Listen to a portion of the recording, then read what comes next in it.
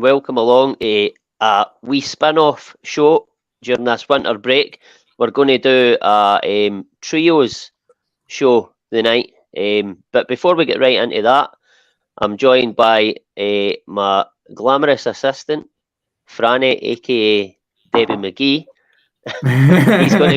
he's going to be bringing the 40s and stuff up for me tonight. And Anthony and Jed, how he's all doing? All good. How you doing, Ross? Pleasure to be here, man. Pleasure. Yep, pleasure to be here, Ross. On a sad note as well, you're probably aware that an ex-Celtic goalkeeper died today, Dennis Conahan. I wasn't aware, actually. I didn't know. Dennis worked with us in my previous company, was a delivery driver for us. An absolute gem of a guy. So my condolences to his family. He was a gentleman. Absolutely, I echo that. I didn't actually realise that, Jed. So, thanks for highlighting that. So before we get into the actual podcast, I just want to sort of touch on, obviously, the Super Six. First of all, have you got the graphic for that, Franny? Aye, there you go. Of course I have. I've made into the top 10. Of course I have. I know, I did wonder, so Alistair Jack's still at the top on 271. Then he's followed by Kieran Gillooly, Mark Robertson, Stephen Coulthard, the winner of last season's one, our very own Anthony Dunn in 5th, Joe Finlay, Ryan Taylor in 7th, Kevin Hampsey in 8th. I can't see what that says in 9. Number 10 is James Bowie.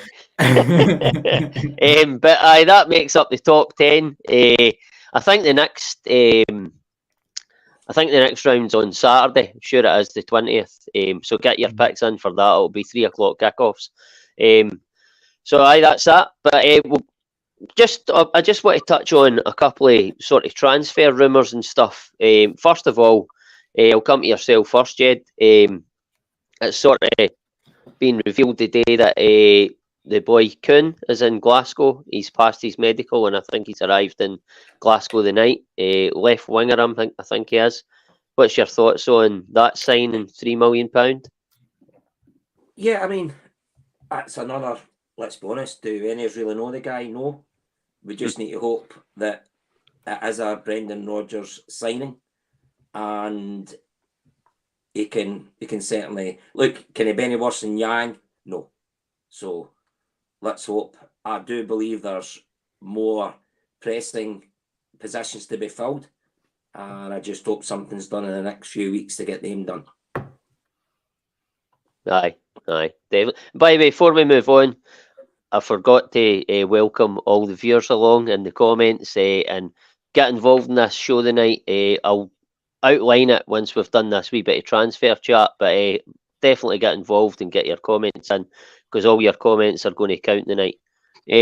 But I'll come to yourself, Anthony, on the Kuhn deal, getting over the line pretty much. It's Celtic not dragging their heels, but it always feels, I don't know if it's because we are supporters of the club, always feels like the deals seem to take a wee bit longer than you would hope to get over the line. But what's your thoughts on it? It certainly does feel like that sometimes, and today is the day that we officially go into week number 3 of the window, 15th day of the month. It does feel like it's dragged on, Ross, but it's good to see that one is finally done. It's not the most pressing of positions for me, but is a position that does need to be looked at. Looking at the guy's stats, let's not pretend that we know anything about him, because who watches Austrian football, really? But he's 24-year-old. He's not a traditional age for a project. He has played pretty much the majority of the season's games so far this year. He plays on the right wing, can play through the middle and on the left. So to me, it looks like an equivalent of a Lewis Palmer for the right side. A nice age where there's still a bit of potential, but enough experience that he's probably ready to come straight into the squad. Aye, I mean, I totally agree with everything you've just said there. It probably isn't the most pressing, but for me, I said in the previous podcast on Friday there that I felt that it was a position that we needed filled along with the striker. You could look at left back, but it might not happen in this window. But Franny, just yourself, what's your thoughts on this imminent deal? I just, similar to the Jed and Anthony, but like we don't know much about this guy, but he comes with a bit of pedigree. The teams he's been at, like Leipzig, Bayern Munich, Ajax. So obviously they seen a wee bit in him to think maybe there's something there, but it's obviously just no. It's the real slant on a guy that he didn't make it to any 3-day clubs at the end of the day. But he went to Rapid Vienna, and I think by all accounts his stats. I know football's not really necessarily one of the stats, but that's how we've kind of got to base most of our signings on because we'll not really know him. He's good. I see a few folk in the comments saying that he's a right winger, but I think he can play anywhere along the front three anyway. But seems to be there saying right winger. But like you say, I don't know enough about the guys. He's at a good age. It seems fairly. It seems a sensible one in the sense that it has got shades of sort of Palmer on the right, but we'll see when it comes in. We don't want to write the guy off. Game of I would take him straight in on Saturday anyway, or Sunday anyway, just to try and. I know it's only a bucket thistle, but just to get him off to a flyer, just couldn't have been either game. But it's a signing. I'm with you. Was it somewhere we needed? I don't. Probably not as a priority, but sometimes you just need to. You can't get the boy you want the now maybe, and it's just not necessarily get who we can in that term, but if you can get somebody you do want in the now, why not get them in the now? Is it cover for a battle? Hopefully no, Jed. Hopefully not. But I think the guy's in an unfortunate position right now. He must. What age is Abada? Maybe 21, 22 still. And I think he's about 23 now. Is he maybe? He's getting some amount. He must be getting some amount of pressure due to what's going on over there and stuff, and how obviously the majority of Celtic fan where their allegiances lie and things like that. So he's in an unfortunate position. He maybe doesn't want to leave Glasgow, but if he's getting pressure from family, the international coach, teammates and stuff, it's not a position you would like to put anybody in, I guess. Aye, I mean we're certainly no privy to that. But I don't want it to be a replacement for Abada, but if it is, he may well turn out to be better than Abada. You don't know. You just have to wait and see what the guy can bring and give the guy an opportunity to go and try and prove himself at probably his biggest movies. Well, no, that's not. I was going to say his biggest movie his career, but I think he's been at Bayern Munich and the likes, isn't he? So as long as he's better than the last boy we got for Rapid Vienna, did we not get ball and goalie for there? I think possibly we did. Aye, possibly. But move on for that.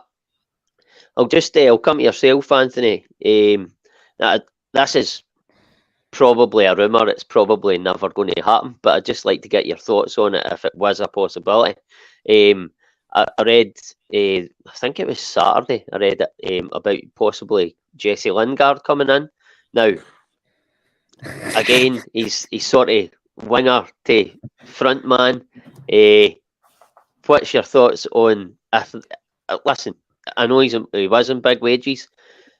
I don't think if the sort of financial side of it was right, the player, what he could bring on the field, do you think it would be one that you would go for, or is it a big no? I reckon Jesse Lingard would make more money on Instagram than he would at Celtic just now. And that's the slight on the wages that we pay and the slight on his ego mentality and his limelight kind of hot spotting. Back in the day, Man United sort of thing, yeah, he's a big name and he's got a bit of a reputation about playing at the highest level in English football and stuff. So you would always entertain it to some degree, but for me, nah. And I think signing somebody like Kuhn just now is probably signalling the end of any transfers that we do on the wings. Go back to your Abada conversation. I would hate to lose Abada, but with Nicholas Kuhn coming in, you never know. I mean, you're looking at Maeda, Abada, Kuhn, Palmer, Yang, Telio. We don't need Jesse Lingard. Know the wages he wants to know, the reputation that he's got for hogging the limelight.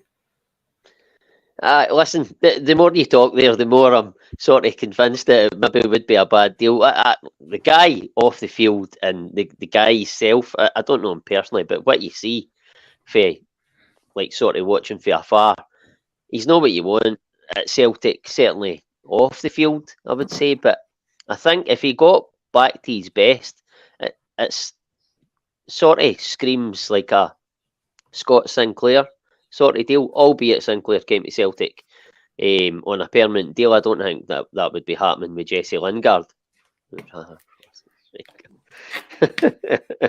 Fuck's sake. But I think if Jesse Lingard was coming without all the bells and whistles and the glitz or whatever it is you want to call it, and he was just there as the player, I think what he could bring to Celtic on the field, I think would be valuable, let's say, in the second half of the season. And what is, I mean, you have to admit, is a fairly tight title race at the minute. I think he could help us get over the line. I said on Friday that I don't think Celtic should be in the market for loans, but if to contradict myself slightly, I feel that if the deal was right and he was coming to sort of resurrect his career, I wouldn't be adverse to it. For just to the end of the season, I don't think I would take it any further than that, but I think he would help us along the way. But what's your thoughts, Franny, on that? I'm kind of similar to you in the sense that I think a wee 6-month deal might not be the world's worst. Like, obviously, you've got all the off-field carry on, but I suppose maybe that's more about our age, Ross, and saying a wee bit more about our age. That's kind of the way the sort of player these days, that off the field seems just as important, maybe sometimes more important than what it is on the field. But I think he is definitely a player that could help us. I don't. My issue is, does he walk straight into the first team? Probably. It sounds silly considering he's been at teams like Man United and stuff, but it probably doesn't walk straight into the first team. But I kind of see the Scott Sinclair comparisons, but equally a wee bit of it screams out maybe an Aaron Ramsey type move as well. For me, it just could be an absolute disaster. Like, on the face, it looks brilliant, but it could just be an absolute disaster. But as I said in the group chat, it's one that I would welcome, but equally it's one that I'll not be at, as silly as that sounds. I would take him, but at the same time, if we didn't get him, I'm not going to lose sleep at it, Ross. Aye, no, I mean, I think that's probably how I feel as well. Jed, I don't think I need to ask you how you feel. I think your reaction with the mere mention of his name said it all, but just tell us what you think anyway. He said 5 loan clubs since his time when he was at Man United, and off memory, I think the only one that wanted them was West Ham, but they ended up going to Forest for the money. It's a definite no-no for me. I think Franny's right. I think it would be a bit of an Aaron Ramsey scenario, and one for the older ones that's watching. I'd rather have Uncle Jesse for the Dukes of Hazzard than have Jesse Lingard, to be honest. No chance. I don't want to make me Well, listen, that's fair enough. We had a bit of a debate in the group chat the other night, and I'm not convinced it would be totally right, but I'm also not convinced that it would be totally wrong. But it probably won't happen anyway. Probably won't. But listen, we'll get into why we're actually here, and that is to do the World Cup of Trios. So just to let everybody understand what we're going to do, it's going to be 16 trios, 4 rounds, 1 winner. So it'll be last 16, quarterfinal, semi-final and final. And what we'll do is I've done a draw for the first round, and then we'll obviously put 2 trios against each other. The guys in the comments, we were hoping to do a live poll, and Stephen was going to do it for us, but he's had to pull out last minute, and we were trying to work out how to do the poll, but we can't, so we're probably just going to have to go with the sort of general consensus of the comments and then decide amongst ourselves. It's not exactly how we wanted to do it, but it is what it is. So, I mean, what I'll do first of all is I'll let everybody know what the list of trios are, the 16 trios. So, Franny, I'll read them out. If you can just put them up on the screen anyway. You've already done it. Look at that. Well, it's the first couple. It's the first couple. Aye. Well, that's all you can get on, eh? Aye. So we've got Van Hooijdonk, De Canio and Cadet, obviously. Then Dembele, Forrest, Sinclair, Larson, Hartson, and Sutton, Brown, McGregor, Rogic, Hooper, Commons, Stokes, Brown, Wanyama, Ledley, Lennon, Lambert, Petrov, Lambert, Burley, O'Donnell, Hartley, Robson, Brown, McStay, Collins and Grant, and then final for the last wee section there, we've got McStay, Grant, Burns, Johnston, Chalmers, Lennox, Jan Venegar of Hesselink, McDonald and Samaras, Jota, Kyogo and Maeda, McGregor, O'Reilly and Hatate, and Moravchik, Larson and Viduka. So that makes up the 16 teams. Now, there'll probably be guys in the comments saying, oh, we could have had this trio and that trio, but you can only fit so many in, and we've only got so many hours. It was either 16 or 32 is the only way you can do it, and I wasn't doing 32 because I've got work in the morning. So that's your trios. So we'll move on to... What about Monty's trio? Duffy, Laxall and Toya. I had a few of them in the group chat suggestions. Stephen put in a few as well. But, excuse me, we'll move on to obviously round one. So I done a draw at the weekend there. So the first match is going to be Brown, McGregor and Rogic. And they will be put up against Dembele, Forrest and Sinclair. So it's a tasty matchup.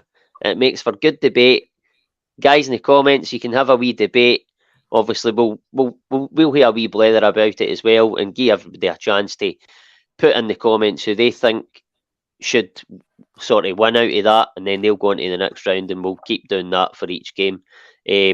So, guys, as I say, get your comments in. I was hoping to have a poll, but it's just not worked out that way. But that's what it is. So I'll come to 2 seconds, guys, just to find my right, I've got it. I've got that much notes here. It's I had to do quite a bit of research on this. But so what we'll do is we'll chat on each trio, and we'll just run through how we feel they could work as a trio, and then we'll have to add in now that who we think should go through out of this matchup. So Anthony, I'll come to you first. Obviously, we've got Brown, McGregor and Rogic first there. Between them, they have got their accolades. They have got 16 Scottish Cups, 18 League Cups and 24 league titles. It's quite the haul there. But in terms of them as a trio, just a trio for the minute, not individually, how do you think they worked and just as a midfield three? Listen, I know not all of these are going to have played as many games as Brown, McGregor and Rogic did, because not all the teams played as like a midfield three. Obviously, it was 4-4-2s and that back in the day and stuff. But as a midfield three, Brown, McGregor and Rogic, how do you feel they worked? I think this trio is arguably going to get quite far in this little tournament that we're playing here. You're looking at three as a collective being together throughout numerous managers. And to play him as a three, I'll go to kind of what Rodgers said when he was first here in his first stint. Well, actually, he said it when he's at Liverpool, but he wanted to try it in his first stint here as well. You need three different midfielders. One to hold and sit back, Scott Brown. One to do the legwork between everything, McGregor. And a bit of a flair player kind of to link the attack, and that's what Rodgers does. And the three of them done it, as you said, with the accolades, done it for so many years, winning so many trophies between themselves as a unit. They're going to be one of the trio that gets quite far in this little tournament, I think. Listen, I would agree with that. As you said, you've got Scott Brown there, who's the guy that certainly under Rodgers when he came in, you thought Scott Brown was maybe going to be finished, and he just sort of took a step back, allowed McGregor to be the creator, and he was the sort of not hatchet man. That's a bit harsh, or a bit doing him a bit of a disservice, but. Aye, as a three, I think they really complemented each other so well. What's your thoughts on that three, Jed? Well, Ross, I didn't expect to be that three against Brown, McGregor and Rogic. I wasn't expecting that. I was hoping it was going to be a nice season one to start with. Like you said, you've got Brown and McGregor, two of the most decorated winners in our club. And if you think when, as you mentioned there, when Rodgers came, Brown, we all did think he was finishing. He was phenomenal. Rogic then came into his own. and then Carl McGregor went to a different level, and that's why he's now captain of the club. So a formidable threesome, and their honours speak for itself. I think the way if an opposition wouldn't have wanted to get in playing against the three, neither would the midfield, because Brown was just controlling everything back, and McGregor and Rogic, especially Rogic, just had free rein a wee bit to go. And if you look back about the goals, the goal they scored against Aberdeen in injury time to win the undefeated, the treble invincible, was something I think we'll remember for the rest of their days. And for that, it's I know when I'm going to vote on this already. Well, I mean, you've just said there that they were part of that invincible treble. They were integral to it. But Franny, just your final thoughts on that three before we move on to the other three. I actually can't. I'm sitting here trying. I'll be honest. I'm the same, Ross. I'm struggling, and it's quite a good. I know obviously it's a wee bit of luck in the draw and stuff, and it's quite mad how they all played under Rodgers, all played in that invincible treble season as well. So it's actually quite a good one to pair together. I feel like it was a good one that got paired together.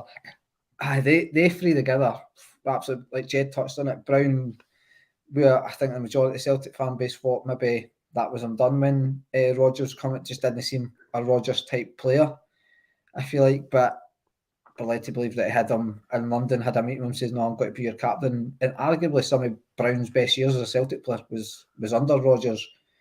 And obviously brought Callum McGregor on where he was playing more advanced and stuff. And then Rogic's just done Rogic things, scored so many big goals. The one Jed talked about at Aberdeen, the one against had a 3-2 game where obviously he scored the first goal where he just curled one into almost the top corner. And actually, I think he broke the boy's ankle or something at the same time. Did they know when he came down? So it was all in all, it was a not bad goal when you actually think of. The boy Bates, Aye, that's right. Dunham, I say Dunham, obviously didn't name it was a pure accident, but I know he ended up with a really bad injury if it wasn't a broken ankle. But Rogic's, I mean, he's just like his goal against Dundee United as well, where he just ran and just nobody could get the ball off him. I think it got goal of the season that year. I mean, I'm sitting saying all this, but when we get to the next three as well, it's weird because obviously they've got longevity, that three, compared to the other two, but the other three, sorry, but it's some midfield three. It was really good for us. Like you say, the trophy speak for itself. The performances, the goals, the moments. They all had big moments in important games. It's some midfield three when you think about it. Aye, it's pretty formidable. Certainly domestically they had their moments in Europe, but certainly domestically really formidable. What's the sort of general consensus in the comments and now is before we move on to the other three? Surprisingly, it's the other three that's winning the now, mate, in the comments. Aye, but bring a couple of comments up, see what folks saying. Just folk are saying there's only a few came in where like just ones like this got to be Dembele, Sinclair, Forrest. Alistair Jack's the same. Dembele, Sinclair, Forrest. None have actually pumped for it. Rogic on that yet. Rogic, McGregor, and Brown. Nobody have picked him yet. Listen, it's a really tough one. But when you look at the stats of Dembele and Sinclair, Dembele 55 starts, 26 goals. Sinclair 105 starts, 40 goals. Aye. I mean, it's like I said, Ross, just trust you to pick that one to begin with. I wasn't. I know. I wasn't doing seeded and unseeded. I didn't have time for that. But I'll come to yourself. I'll just come back to you, Franny, on Dembele, Forrest, and Sinclair. Just obviously talk a bit about them. You've made your case for Brown, McGregor, and Rogic pretty well. I don't know who you're going to pick, but I mean, this three are for 2 seasons certainly unplayable. Totally. Forrest, another one that I'm not saying necessarily out the door, but really came into his own as well under, like, brung his game on a lot under Brendan Rodgers, and again scored in so many big games and stuff. He scored in the one where I think it was the second season where we won the league, and he scored in the 5-0 game against Rangers. Well, obviously, Sinclair, like Jed said, scored was about 30 goals in his first season or something. It was scored a barrel in his first and ended up getting Player of the Year and obviously in Team of the Year, signed on the opening day of the season, and then went straight in and scored the winner against Hearts, and just that season certainly never looked back. It was I can remember back when we were obviously linked him, it was a deal that kind of dragged on a wee bit, Ross, and I can remember me and you being quite excited about the idea of him coming in and stuff, and it had the hallmarks of Rodgers or at the Sinclair signing. I think it was maybe arguably his best signing he made under Celtic. I'm just trying to think. I know Dembele was pretty cheap, but I think when you consider what Sinclair gave us, I think probably Rodgers' his best signing under him first time round anyway. Arguably, if you look at it, the best second time round so far too. But then there's Dembele as well. Maybe like Dembele came in, he obviously came with a big reputation. He scored 20 odd goals in the Championship that season. I think in the January before he came to us, Spurs tried to get him, but one of the reasons they couldn't is because Fulham wanted him back in loan and Spurs weren't willing to do that. So he was well sought after and stuff. I know he was only like 19, but I think I know some folk talk about projects and stuff, but I don't really think Dembele was technically a project even at 19. No. I think it wasn't established, but you knew he was a talent. You knew he was, and it was one that I was proper excited about that we got. He was a proper player. And then, as I say, he featured a lot early doors. Obviously, Griffiths was just off the back of scoring, 42 goals or something this season of 4. So you're like, well, do we really need another striker? I can remember the first Rangers game, Griffiths out injured, and you're like, well, can Dembele step up? And step up he did. He did. And Dembele, like, I've like a wee bit of tangent, but as much as I think Kyogo is absolutely superb, I think Dembele would be brilliant in this team right now. I think Dembele would be brilliant in most Celtic teams. Actually, you're talking about Sinclair there. I'm struggling to. I think that possibly Scott Sinclair, obviously we knowing who he was and stuff, I think he was possibly the last signing that I can remember. As soon as I knew we were going to sign him, I was excited. I knew we were going to have a real good player there, and it transpired that he obviously was. But I'll just Anthony, come to yourself just on Dembele, Forrest, and Sinclair. Just talk a bit about them. I've got a soft spot for all three of them for various different reasons. And touching on Sinclair and a little bit about what we were saying earlier about Jesse Lingard and the comparisons to him, I don't think Lingard's got the right mentality, the right moral compass, or whatever you want to call it. Sinclair, I got a soft spot for him straight away when he came in, not only for his goals that he scored, which started with the Hearts game. I think he went 6 or 7 games in a row scoring. That puts us all with a soft spot. But he done an interview early on in his time with Celtic, and he made comments that he was happy. He had no regrets sort of thing in his career, but he had made his money at Man City, and he was happy to come and play football for the sake of playing football and winning some medals and winning some trophies and all this, and just enjoying his football again. And when you see a player come to Celtic with that kind of attitude of, I just want to play football, it's not about the money for me, and he actually does the job on the pitch, I'm going to warm to that every single time. You take Dembele, I mean, nicknamed Hun Skelper. I think he's even taken that to himself now. He's always coming back to Celtic Twitter or X, whatever you want to call it, and he's always kind of playing up with the fans in a good, positive way. But he scored, what do you say, Jed, 50-odd goals across these couple of seasons? 55 appearances, 26 goals. It's almost 1 in every 2. Dembele. Yeah, you don't get much better than 1 and 2 for strikers at Celtic, let alone at the top end of the world football. He was unbelievable. Hat tricks against that mob as well. Mm-hmm. You're here for 2 years, you get that kind of scoring record. You're going to go down as an icon at this stage. I mean, I'm not going to use the legend term for Dembele, of course not, but he goes down as an icon. Jimmy Forrest, again, I define anybody to defy anybody to say that James Forrest is not a true Celtic great now at this stage. He's spent his entire career here. Yeah, he came off from a shaky kind of start, a bit injury prone. I think it was Ronnie Dyler that put him onto a special kind of fitness regime to make sure that he overcame his kind of recurrent injuries. And then Brendan Rodgers in those invincible seasons got the best out of that guy. He was absolutely electric and on fire, not only going forward, but even adding a little bit of defensive work to himself, able to track back, even just to add kind of extra bodies there. He was absolutely fantastic in those seasons. Aye. Listen, I totally echo the James Forrest stuff. I absolutely love James Forrest. I thought he played his best football under Brendan Rodgers. He turned him into an absolute machine. He added goals to his game in that period.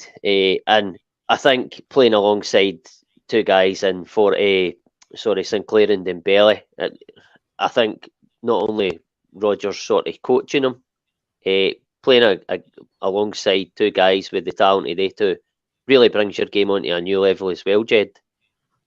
Doesn't it? Yeah. Oh, I mean, like I say, Forrest is. I know. I've criticised him as well, but the guy has got 22 major owners at the club. It's phenomenal what he's done, and like I say, I've actually think now. My mind was made up. It was Brown, McGregor, Rogic. It was going through, but I'm now thinking, oh no.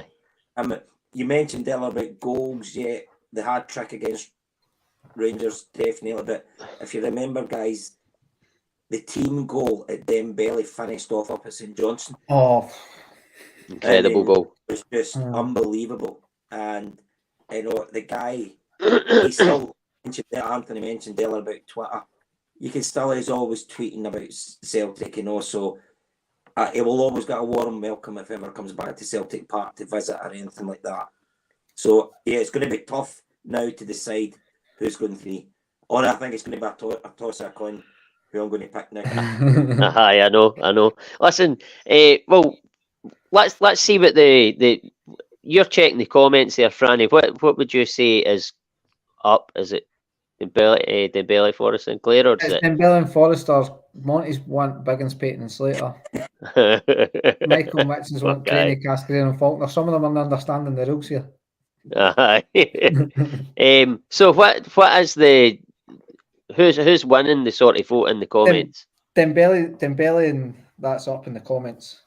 Right, so they're up in the comments. Right, so I'll come to yourself then, Franny, and who do you think should go through out of the two? I want for the I love Dembele, absolutely want for the love to put him through, but I just can't do that to Brown, McGregor, and Rogic. Sorry, I need to put my vote on the midfield free. Right, so you're going Brown, McGregor, and Rogic. Aye. Yeah. Mm-hmm. Anthony. Yeah, if you peg Dembele, Sinclair, and Forrest against the likes of Jan Venneker, Sam Rass, and McDonald, I would put Dembele, Sinclair, Forrest through. But when it's against a midfield trio that's got two Celtic captains, how many of cups you said between the 16, 18, 22 league titles between the three of them, sort of thing. The longevity of the three of them, the rejuvenation of Scott Brown, has to be Brown, McGregor, Rogic. Mm-hmm. So that's Brown, McGregor, and Rogic. And what about yourself, Jed? Yeah, I cannot disagree with anything Franny or Anthony said. If it was Dembele, Forrest, and Sinclair against the vast majority of the other ones, I think they would be win it hands down.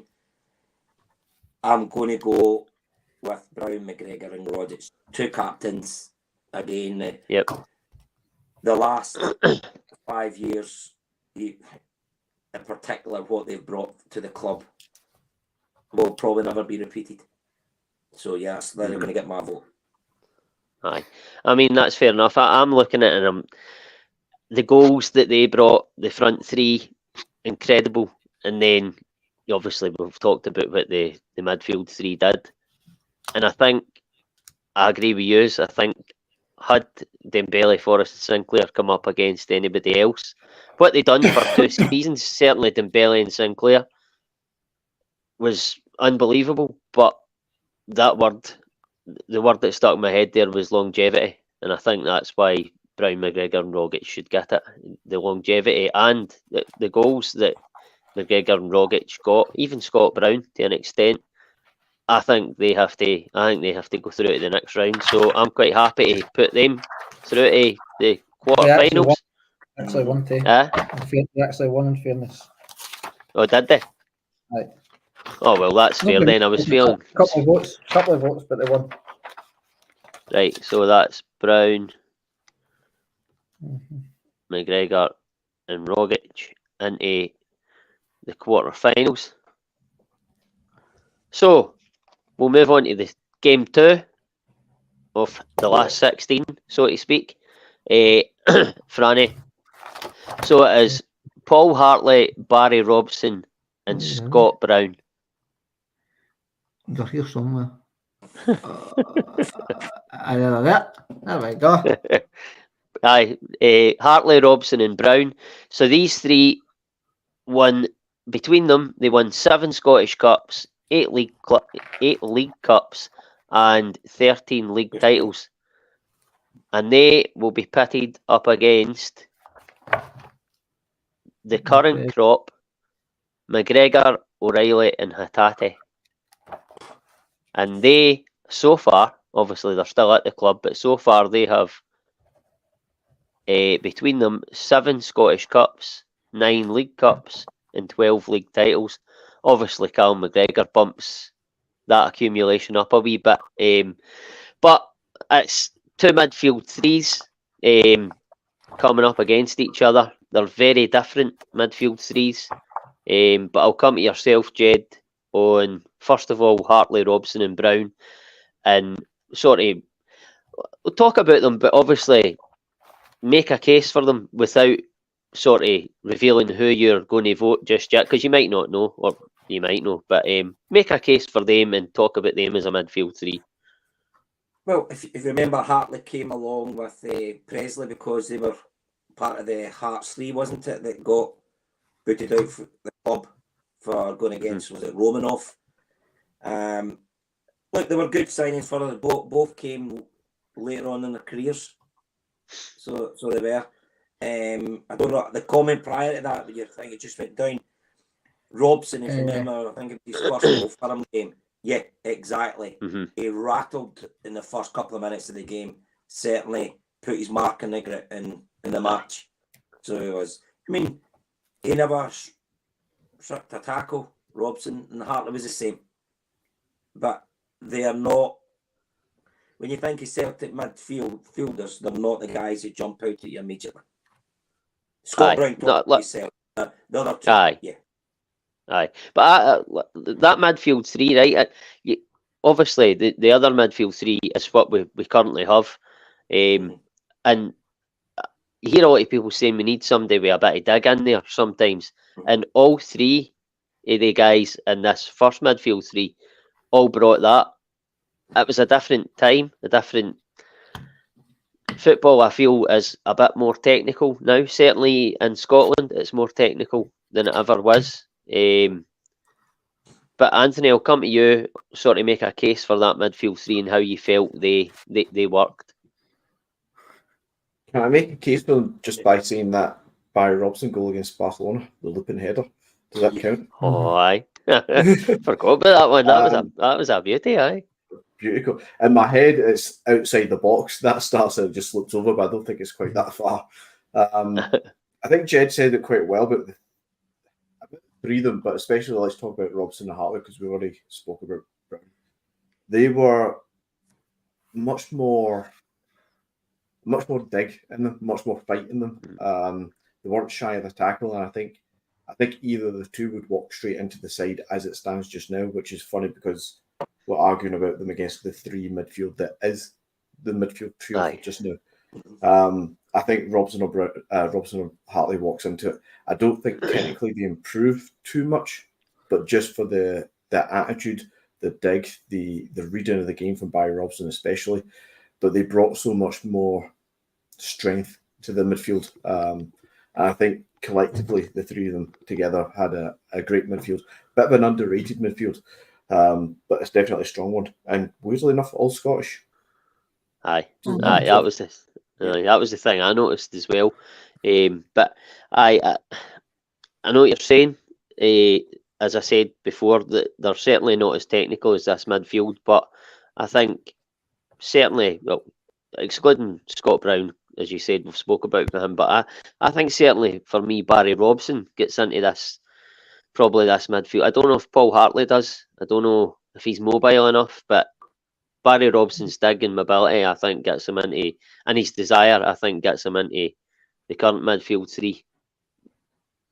I mean, it's a difficult one to say, but I did really like Barry Robson. Franny, yourself, make a case for the guys and what you thought. I mean, it's not the fancy glamorous names, and maybe that's what's going against them a wee bit, Ross. It's the Camphness touched on it. It's three Scottish guys. I mean, I'm one for a glamorous name, so it's one of them. But when you actually think about it, some of Strachan's probably Hearts. I think Strachan signed them. No, was it Leah? Was it? I can't remember who signed Brown. Was it Strachan? I can't remember. Gordon Strachan signed Scott Brown now. So did Strachan sign all three of these guys in? Must have done. Yes. He must have done, He did. Aye. He did. Brown and Hartley came in 2007. Right. And Robson was 2008. So it's like, well, there you go. And it's free, and I'm sure Robson came round about the season. Gravison came in and things like that as well, or something. And I think Gravison was playing to start when Robson was key as was like, I'm sure we were about 7 points behind going into the December, the sort of turn of the year one year. And I think Robson and Hartley just dragged us to that title and stuff that season. They were, like I say, they weren't maybe, like I say, most pleasing on the eye and stuff, but Workhorse just done the simple things really good. I thought about them. They're one of the technical players like the other three that we'll discuss and stuff, but as I say, just proper professionals. Like I say, Robson, that first game, just in the first seconds, it's just a ball high in the air and he just absolutely clattered us. Christian Dale, and I know like football's more than that, but sometimes that's what you need in the games, just to get your fans, especially when it's at home, just to get the fans properly on your side, just show them you're up for the fight here. And then I think that can take you a long way in the derby matches. And there are two players, certainly, your Robson and your Paul Hartley, that even like Scott Brown knew how to do it and stuff, but I've obviously spoke about him. But I think it's a very, very underrated midfield three, and I think a lot of it's due to them not being very glamorous. I'll just drop Anthony out there now. I don't know what he's up to. Don't know. Aye, I totally agree with that. It's three Scottish guys, and even like the Scotland team at that time, they weren't doing any great shakes. So Celtic to sign all three of them at the one time.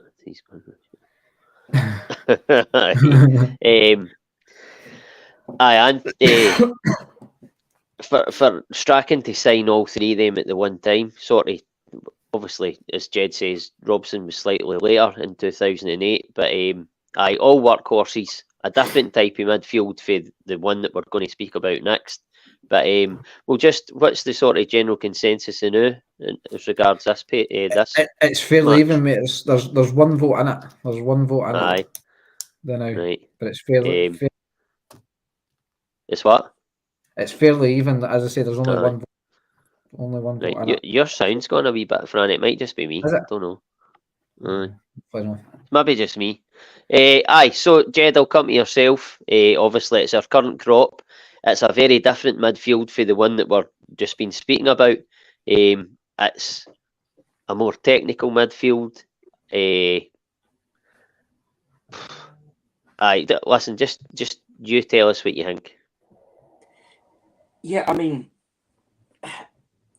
that our midfield at the moment, I still think there's room for improvement, but I think that has got to be down as well. From the start of the season, I don't think Callum McGregor's been at his best, but the guy can't be 100% all the time. So I think that's affected us a wee bit. But when they three are on song, they are they are better than the other three. Mm-hmm. If they were in song. Different style of player, you know. Like you say, the other ones have got more dig about them.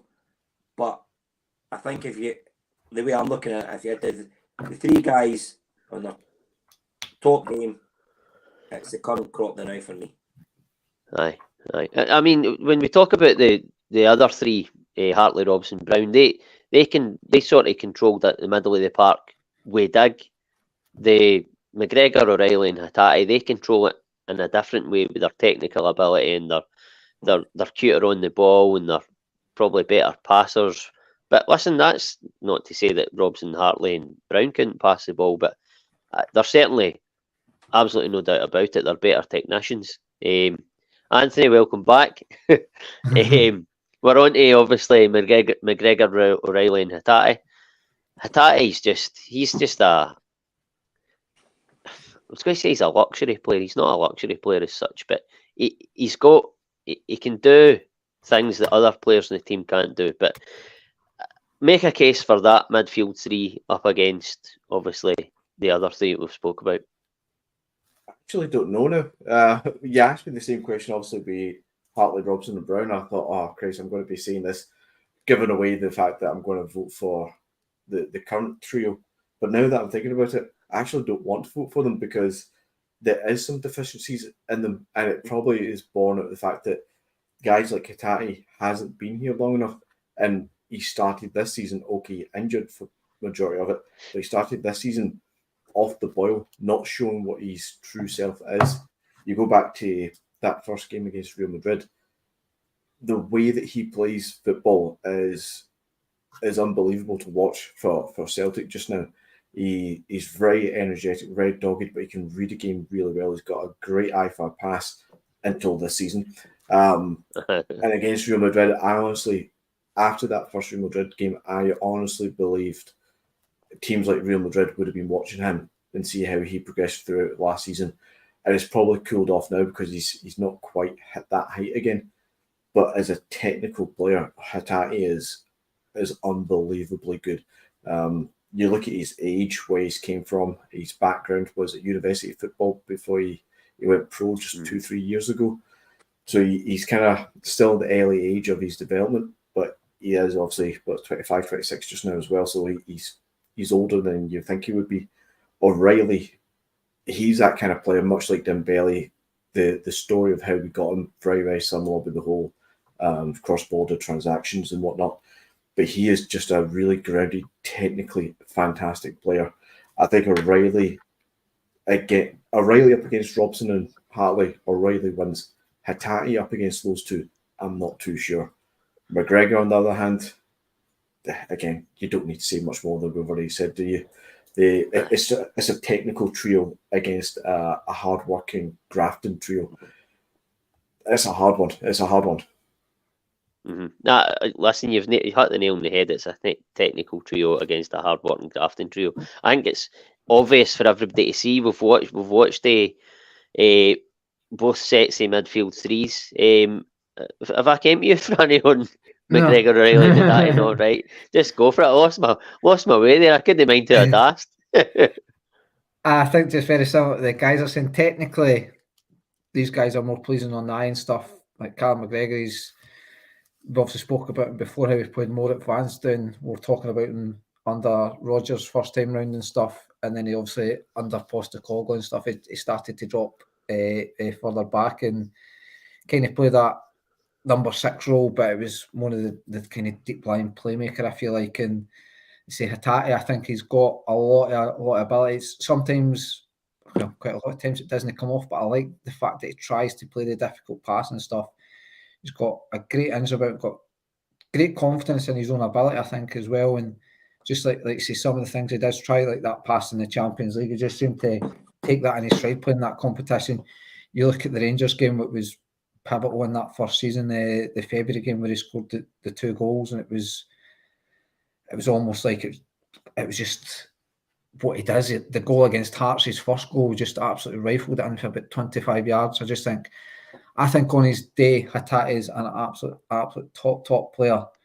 He's obviously been a wee bit unfortunate this season with injuries and stuff, so hopefully he does come back for the Asian Cup. fresh and can get flying, because I think on his days he's up there. I still think McGregor arguably is the best player in Scottish football by a country mile, and I think he could go and play anywhere. I think O'Reilly looks to be well on his way to be that kind of player. He came in obviously in the January as well and stuff, and he was absolutely brilliant. First time, sort of when he first came in, he's carried it on, and he's actually seemed to take his game on a level under Brendan Rodgers again. And I think one of his criticisms maybe last season was maybe he wasn't getting enough goals and assists or something, but I think he's totally taken that, not saying taking it on board, but he's brought that to his game certainly more this season, I think, and it just seems to be always on it, where I think maybe sometimes last season games maybe passed him by a wee bit, whereas this season I think every big game, every key moment, he's always seems to be involved in things. So I think, and he's also broken out the Danish squad as well, which is obviously testament to the boy. It's not exactly an easy team to get into. So I think we've all talked ourselves into who's gone through in this round. I think what you have to remember as well is that although they're our current crop, and listen, we have obviously Hatate's been out and stuff like that, and they haven't performed to their, well, maybe not so much, maybe McGregor not so much O'Reilly. I think he's probably having his best season, but you have to judge them on what they've done under Ange as a three as well. They're both, as I say, they're both good midfield threes, but we'll move on to the vote now. What's the general consensus in the comments? The current crop's winning it by a country mile, mate. Aye, well, current crop's winning it by a country mile. I'll just come to you. Aye, I don't think so. We'll come to you first, Franny. I'm going the current crop of McGregor, O'Reilly, or Hatate. Aye. Jed. What, he's went sideways? What's happened? I don't know. What's happened to Jed? Can you hear us, Jed? Oh, you'll need to drop out and come back in, Jed. Right, I'll just come to you, Anthony, then. I take it I'm not allowed to mix them up. If only we could do that right now with the team. Yeah. You had that last week. You had that chance last week to do that. I think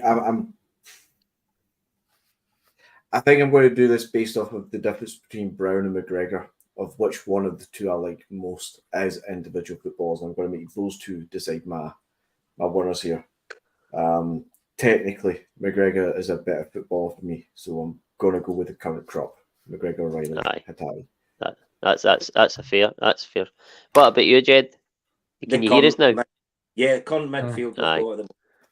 Aye. Listen, I have to agree with that. Purely, just based on what type of, or who do I like to watch more, who have I enjoyed watching more, and that has to be the current crop. You could argue, are they better, are they not? But for me, that's who I enjoy watching more, so that's why they would get my vote.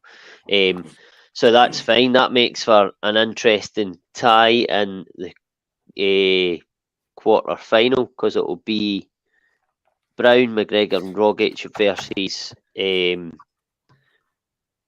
McGregor. He's up against his cell, Hatate, and O'Reilly.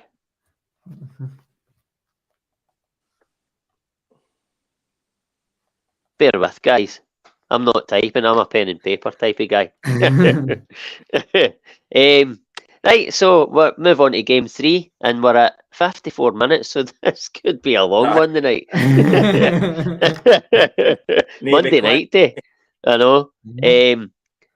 Game 3 is Jan Vennegoor and McDonald and Samaras, who have 3 Scottish Cups, 3 League Cups and 7 league titles between them, and they are pitted against Paul Lambert, Craig Burley and Phil O'Donnell, who have 3 Scottish Cups, 2 League Cups and 6 league titles between them. I'll come to yourself first, Jed. Jan Vennegoor, McDonald, and Samaras as a 3. Certainly, Vennegoor and McDonald as a 2 were. I thought they linked up really well. Obviously, Vennegoor with the flick-ons, McDonald picking up the scraps and stuff like that. But even then, I know they didn't always play as a 3. I couldn't really get guys that played as 3s, as I explained earlier, as a constant. But I tried my best. But that as a 3, how do you think they worked? I mean, when I think of Scott McDonald, first and foremost, I think of the 2005 when he scored the goal for Motherwell to stop us winning the league. But when he came to us, he was a fantastic signing. I mean, it was 88 games, 51 goals. So he was. And if you look at some of the goals he scored in Europe, the goal he scored in the New Year game at Ibrox, the one, I think it was 1-0, the second half. Phenomenal. I mean, he scored some fantastic goals, Scott McDonald. And then big Jan Vennegoor, he scored the winning goal just after Tommy Burns died for us to win the league up in Tannadice. So that'll go down, Right. we can all remember. And Samaras again, I mean, the story, I'm sure it was Neil, when Samaras scored the 2 goals at Ibrox, one was a penalty. Lennon was Lennon the manager then? I think he was. I think he was. He was. And I'm sure he asked Gordon Strachan for advice, and Strachan says play Samaras in that game. Aye. And Samaras outstanding in that game. So he was, he was. So a lot of good memories. The goal he scored against Kilmarnock as well, taking it from their own half. So yeah, when you look at all 3 of them, they probably wouldn't go down as the greatest strikers we've had. But when you look at the stats, Jan Vennegoor of Esseland, 78 games, 34 goals. Samaras 156 and 48 goals. But when Samaras played out in the wing quite a bit as well. So he wasn't an out-and-out striker like the other 2. Aye. So Samaras was one of the most frustrating guys that I've ever seen at Celtic, because you knew he had all the ability in the world. He showed it in shades, fits and starts.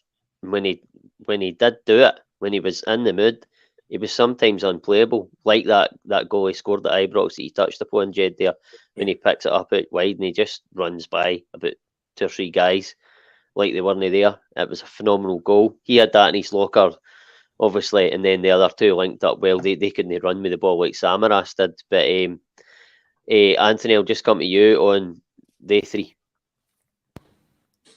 Yeah, Vennegoor, Sammy, and Skippy. Yeah. You said it with Sinclair earlier about how he's that one player that you remember we were signing. You thought, yeah, we're getting that kind of that big signing, that guy who's just got to come in and do the job, sort of thing. And for me, that was kind of with Jan Vennegoor of Hesseling. I mind when we were getting linked with him, and maybe this is Football Manager days coming back to fruition for me. But when we were signing Jan Vennegoor, I always remember thinking that's the kind of signing we want to be making. And I think he's an absolute quality player. Unfortunately for Jan Vennegoor, it took him about 4 games to get up to speed every time he got injured, and he got injured every 4 games or so. So he was constantly in that little cycle of just getting matched up, looking superb, and then getting injured again. Scott McDonald, as an individual, Jed mentioned obviously the goal against us for Motherwell. It took a lot of time for a lot of Celtic fans to get over that. Some people still haven't. I never spoke for about 24 hours. Some of those when he blamed you. But you look at McDonald's record at Celtic, he was a natural goal scorer. His games against Milan and stuff, it doesn't need to be said too much. His numbers backs up why we signed him and why Gordon Strachan put faith in him. Samaras, for me, much like your Forest conversation earlier, having a soft spot for him, he gets the club. Still not over it. No, I am not. Samaras gets the club with the whole BJ thing, the the fact that he took charity to heart and all the rest of it. He really bought into the ethos of the club, and he's one of those guys who's always going to be welcome back at Celtic Park whenever he decides to show up, whenever that may be. I think the three of them are really likeable characters, but they didn't quite hit the heights of other trios that we've already mentioned so far. I'm not going to lay down my marker just yet about this matchup, but if you look against Dembele, Sinclair and Forrest, these three don't come anywhere close. Aye.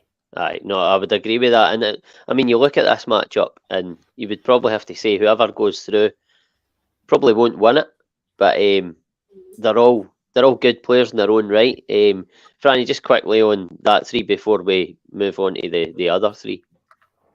They're all bring their own wee things to the game and stuff. Yeah, because I think he was back in, like, he's one of the top men. I think he's one of the last sort of players that you were maybe competing with that at that level for kind of sort of sought after players. I think he had a good goal record. He was in the Dutch squad and stuff, and it was a time where you could sort of compete and get that level of player. And he obviously scored 2 goals against Man United. Was it 2? I think he scored 2 against Man United, or 1 against Man United in the game that they beat us down at Old Trafford. I think he scored the opening goal or something in that game. He had, like Jed touched on, he scored the goal that won us the league on after Tommy Burns had passed and stuff. He had that header late on against Rangers that I think was massive on the way to winning the league that season, the 2-1 game. I think the one where Robson scored the penalty, and I think he scored the penalty in that game. So very good at his side. I think, like Anthony said, he got injured a wee bit and stuff, and I think that because he never came to us as a young lad, I think he was maybe 27, 28 when he came to us, so it kind of started impacting him a bit, I think, as he stayed at Celtic. But McDonald, guy cost me £100 that day. I had to bet with a guy at work on the league, so it took me a wee while to get over that fact. But again, he came I was with you that day when that happened. When I did it the Grange, raging, mate, raging. It was a top player when he came in all fairness to him. Again, he had that great goal against Rangers where he taken it in the chest, swiveled it and volleyed it. Wow. In Ibrox. Obviously, the goal against Milan, it might only be a tap-in, but it's a winning goal in a Champions League game. Arnold wasn't the most glamorous, but it was actually really, really good, in fairness. And Samaras is probably like Maeda is now. He's one of the boys that just could be absolutely unplayable, but absolutely dross as well. There was no middle ground. We obviously got more technical ability in Maeda, and Maeda's obviously got more work rate, but it was one of the guys that was just, when he was on it was proper. But he was never a world class player, but he was really, really good when he was on it on his day. It was phenomenal. And we talked about Jan Vennegoor scoring that last minute goal against Rangers. It just reminded me when that goal went in, I was in the commercial watching it and I smashed a wall light with my head when I jumped up. And I think I'm going to actually put that down to why I have mind blanks on the podcast every so often. But we'll move on to the next three, which is again Lambert, Burley and O'Donnell. Again, didn't always play as a three, but just talk a bit about them, Franny. Well, again, O'Donnell, I think, really probably a wee bit ahead of his time and stuff. When he came in, I thought he was a really, really good midfield, very cultured with the left foot and stuff. A great engine on, great energy. And then you've obviously got Burley. I thought he was a massive signing on. It was obviously when we signed him, there wasn't such thing as the transfer market. We signed him before the turn of the year, but he turned in massive for that season when we stopped to 10 and stuff. He obviously scored in the New Year game. And then, fun enough, Lambert obviously scored an absolute wonder goal in that game. But again, it was another one that kind of came later on in Wim Janssen's season. But when you actually think about it, you're actually signing a Champions League winner. Paul Lambert was an absolute brilliant football player. Absolutely brilliant football player. So that midfield three, when you think, I know they weren't necessarily as a three, but they three, Craig Burley was a top player in the APL at the time. I think we got him for Derby when we signed him. Phil O'Donnell was obviously top player in a domestic league. And I say you're signing a Champions League winner. That's a no bad free. It's decent, to be fair. And as you say, Craig Burley came in sort of mid-season. Wasn't the January window or that then, but he turned out to be what Jesse Lingard could be this January window. I'm joking. But Jed, just quickly talk about the guys, Lambert, Burley and O'Donnell. Well, I think the guys definitely have a special place in my heart because they did stop 10. Yep. As Franny mentioned, the goals in the New Year game. What I really remember about that game, I actually went away with a crowd of guys. The way flipped me, I went away on Boxing Day, Tenerife, and I can remember watching the game, and there was 8 of us there, 7 Celtic fans, 1 Rangers fan, and it was Martin Tyler. I can always remember the commentary from Sky when that goal went in from Lambert, because remember it was a temporary stand behind the goal. I think we called it the Bosnia stand. I think at the time it was just phenomenal. Probably that goal Paul Lambert scored, in my opinion, one of the greatest goals for the club ever. Aye. Because of what it meant at the time and what it done for us that season.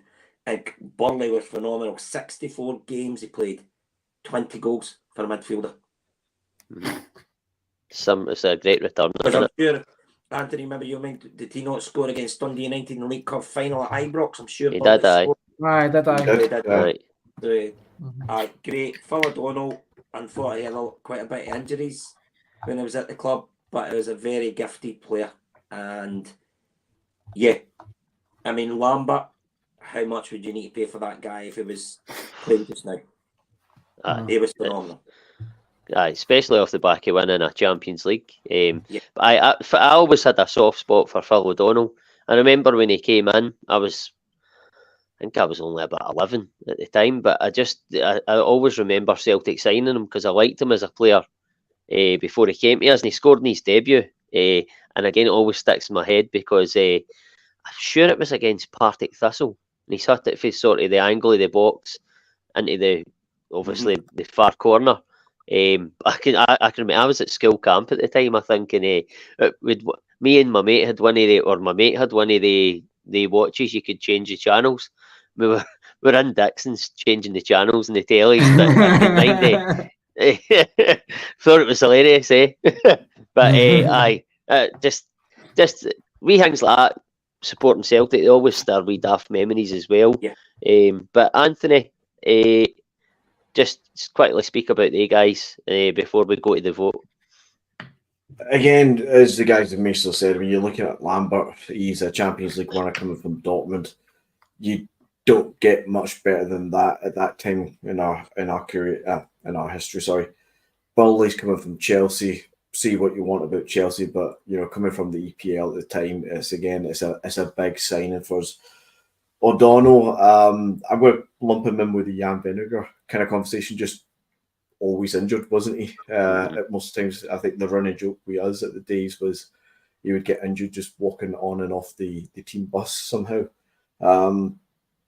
It's a tough one between the two teams, but this 3 as a trio has to go down, as Jed says. It's going to go down in memory as the trio that stopped the 10 sort of thing, that midfield 3. And you don't get much better than Lambert and Burley, or Lambert and Butler, as they were nicknamed at some point as well. Yes. Aye, that's right. Aye, well remembered. But aye, listen. For that reason alone, the guys stopping the 10. I think when they're up against that other 3, I think they get my vote. But Jed, just come to you. What's your vote? Definitely Lambert, Butler, and O'Donnell, without a doubt. Aye, and Franny? Aye, same. It's got to be the 3, mate. It's got to be the 3. Unanimous, Anthony? Yeah, likewise. Yeah, aye, thought so. I telegraphed that pre-pod. They cruised it in the comments as well, mate. Yeah. Aye, I thought it was. Aye, sorry, I forgot to ask about that. No, that's apologies. That's fine. Lambert, Burley, O'Donnell.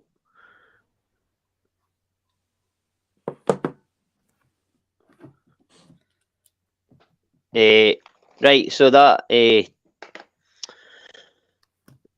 what are we on here? Aye, that's right. Right, so that takes us on to game 4. And game 4 is Jota, Kyogo, and Maeda. 3 Scottish Cups, 5 League Cups, 6 league titles between them, and they will be up against. And this is a very, very tasty one. It's tough call. Hooper, Commons, and Stokes. 6 Scottish Cups, 2 League Cups, and 11 league titles. This is a tough one. Again, different types of front three. They all bring different sort of attributes. But we'll start with Jota, Kyogo, and Maeda. Franny, talk about the guys a wee bit. Well, as I say, Maeda is one of the players that's just. It feels like he's got no football ability, but you would always have him in your team. Just, I think Brendan Rodgers said it himself. He's got the work rate of 2 guys, and he's obviously got goal. He seems to be the master of sort of scruffy goals at times and stuff. It's, at the early part of his Celtic career, there wasn't he? Doesn't seem to ever hit the ball great, but there's clearly a player in him. Ange wanted to get him earlier than he did and things. So I think he's very I don't know if he is underappreciated. I think the fact that he sometimes looks ungainly when the ball goes against him, but I think he is a really, really good player, top professional. Jota, just it was what you want in a Celtic player. He's that bums off seats type player. Probably similar to it came. You didn't know what you were getting with him. It was coming with a bit of reputation. He obviously just felt he had a point to prove. And I just, again, another guy that seemed to score. He had big moments. He's obviously got I think he was intelligent enough to know when type of celebrations he was doing and things like that. He had iconic moments in the sense in some of his celebrations in big games. I think some of it was pre-planned and stuff. If he scored, he knew what he was got to do in that set day and things. And then Kyogo, what can you do say about this guy? So he's got 7 goals this calendar year against Rangers. Some of them in the cup final, scoring in semi-finals, scoring home, scoring away. He's doing it. I think he's the only player to score in 7 consecutive games against them and stuff. Or well, not score 7 goals in a calendar year against Rangers. The guy's absolutely brilliant. I don't know what more you can say about Kyogo. I know folk are saying he's not really hit the heights of last season, but I think if you actually look at his numbers, he's there or thereabouts in goals in what he was last season at this point. I think he's only about 2 or 3 out. Obviously, it's not great going 8 or 9 games without a goal and stuff, but I think Kyogo's top. I think he's top. Oh, he is, no doubt about it. And I mean, certainly him and Jota are 2 brilliant technicians of the game. And Maeda, his work rate is like unrivaled in world football. But Jed, I'll just come to you in the 3. Yeah, I mean, like I say, Jota, Kyogo, Maeda, because that's relatively just last year. I mean, Kyogo, 78 games, 47 goals. That speaks for itself. For a guy to come from Asian, Japanese football, phenomenal. Hooper again, what a finisher that boy was. You know, what was it, Scunthorpe we got him from? I think it was. 95 games, 63 goals. Commons was a great signing for us, but it turned a bit better near the end when you hear some of the rumours what he was doing in the dressing room with so that went against him. Stokes again, he had a lot of off-field problems, but again he was good for the club, very good. And again, he did have a good strike rate, 135 games, 58 goals. Stokes, but the only one that with Jota and Kyogo, it's Maeda because he had a miss. But as Franny says earlier, the guy just runs all day, Duracell batteries. So I think it's going to be quite easy for me to decide what 3 I'm going to go for. Aye. But I'll wait. What, Jed? I'll wait. Listen, Anthony, Jed's touched on both sets there. Let's just you do that as well, because I feel like we could be here all night otherwise. Yeah, at this rate, the missus might not let me in the bedroom with this. Keep this up. Yeah, let's go with that route. I'll try and touch on both, especially because I think I'm the last one here before we turn it over to the second half of it. Jota, Kyogo, Maeda, for me, they're fresh in the memory. They're all technically really pleasing on the eye when they're the best. I have to add that because of Maeda, unfortunately. Pest, I'd swap him out for a Abada if we're going to pick a trio of them last year. But we'll take them as they are. Against Hooper, Commons and Stokes, the bad taste in my mouth from Chris Commons just hangs a little bit too much for me. I think he was a great player. I think technically left foot especially, but both foot he was really technically quite great. Guy Hooper would walk into this side all day long. Anthony Stokes, again, he had the world at his feet at times. Arsenal at one point as a youth player, and he didn't quite hit the heights that he wanted to. Coming to Celtic was probably one of the best moves he could ever make, and he scored plenty of goals. He's in our top 100 goal scorers and all that kind of numbers. I think the three of them played well in a Neil Lennon side that needed that bit of, how do you say it? Well, take a Neil Lennon word, a bit of thunder about them. They had that bit of arrogance about them and confidence in it to be able to do what they did, getting into the last 16. I think the three of them did at one point as well. But yeah, I'm with Jed. I think it's obvious what way we're going to go here, and it's going to be a more modern trio, I think. Mm-hmm. Right. Well, to be honest with you, I love Jota. I think he's a tremendous player. I would agree with what a lot of folks say, and that Kyogo is probably the best since Larson, arguably. And then I love Maeda's work rate. But for me, I would my vote would go to Hooper, Commons and Stokes purely for what they did on a European level, and a wee bit more longevity compared to the current, well, not the current, but certainly the more modern trio. So my vote would go Hooper, Commons and Stokes. Before I get yours, Franny, what's the general consensus and the comments on this one? Mate, it's even. It's actually, you've just taken it even there now. Folk are, I say folk are just mixed with it a wee bit. Aye. So who are you going with? I'm like the older three, your Commons, Hooper and Stokes, all great players. I think it was rumoured that Rangers tried to get Commons and we got him in and ends up scoring 2 goals, I think, in his first game against them and stuff. And Hooper just seemed to score goals for fun in any games. And Stokes was a bit of a maverick. He had all the ability in the world and stuff, and probably could have taken his game, like Anthony says, to levels that he didn't. But maybe it was just off the field things that got in the way. But for me, I think maybe it's a wee bit recency biased, but I think I'm going with Jota, Kyogo and Maeda on this one. Fair enough. And did I get your vote, Anthony? No.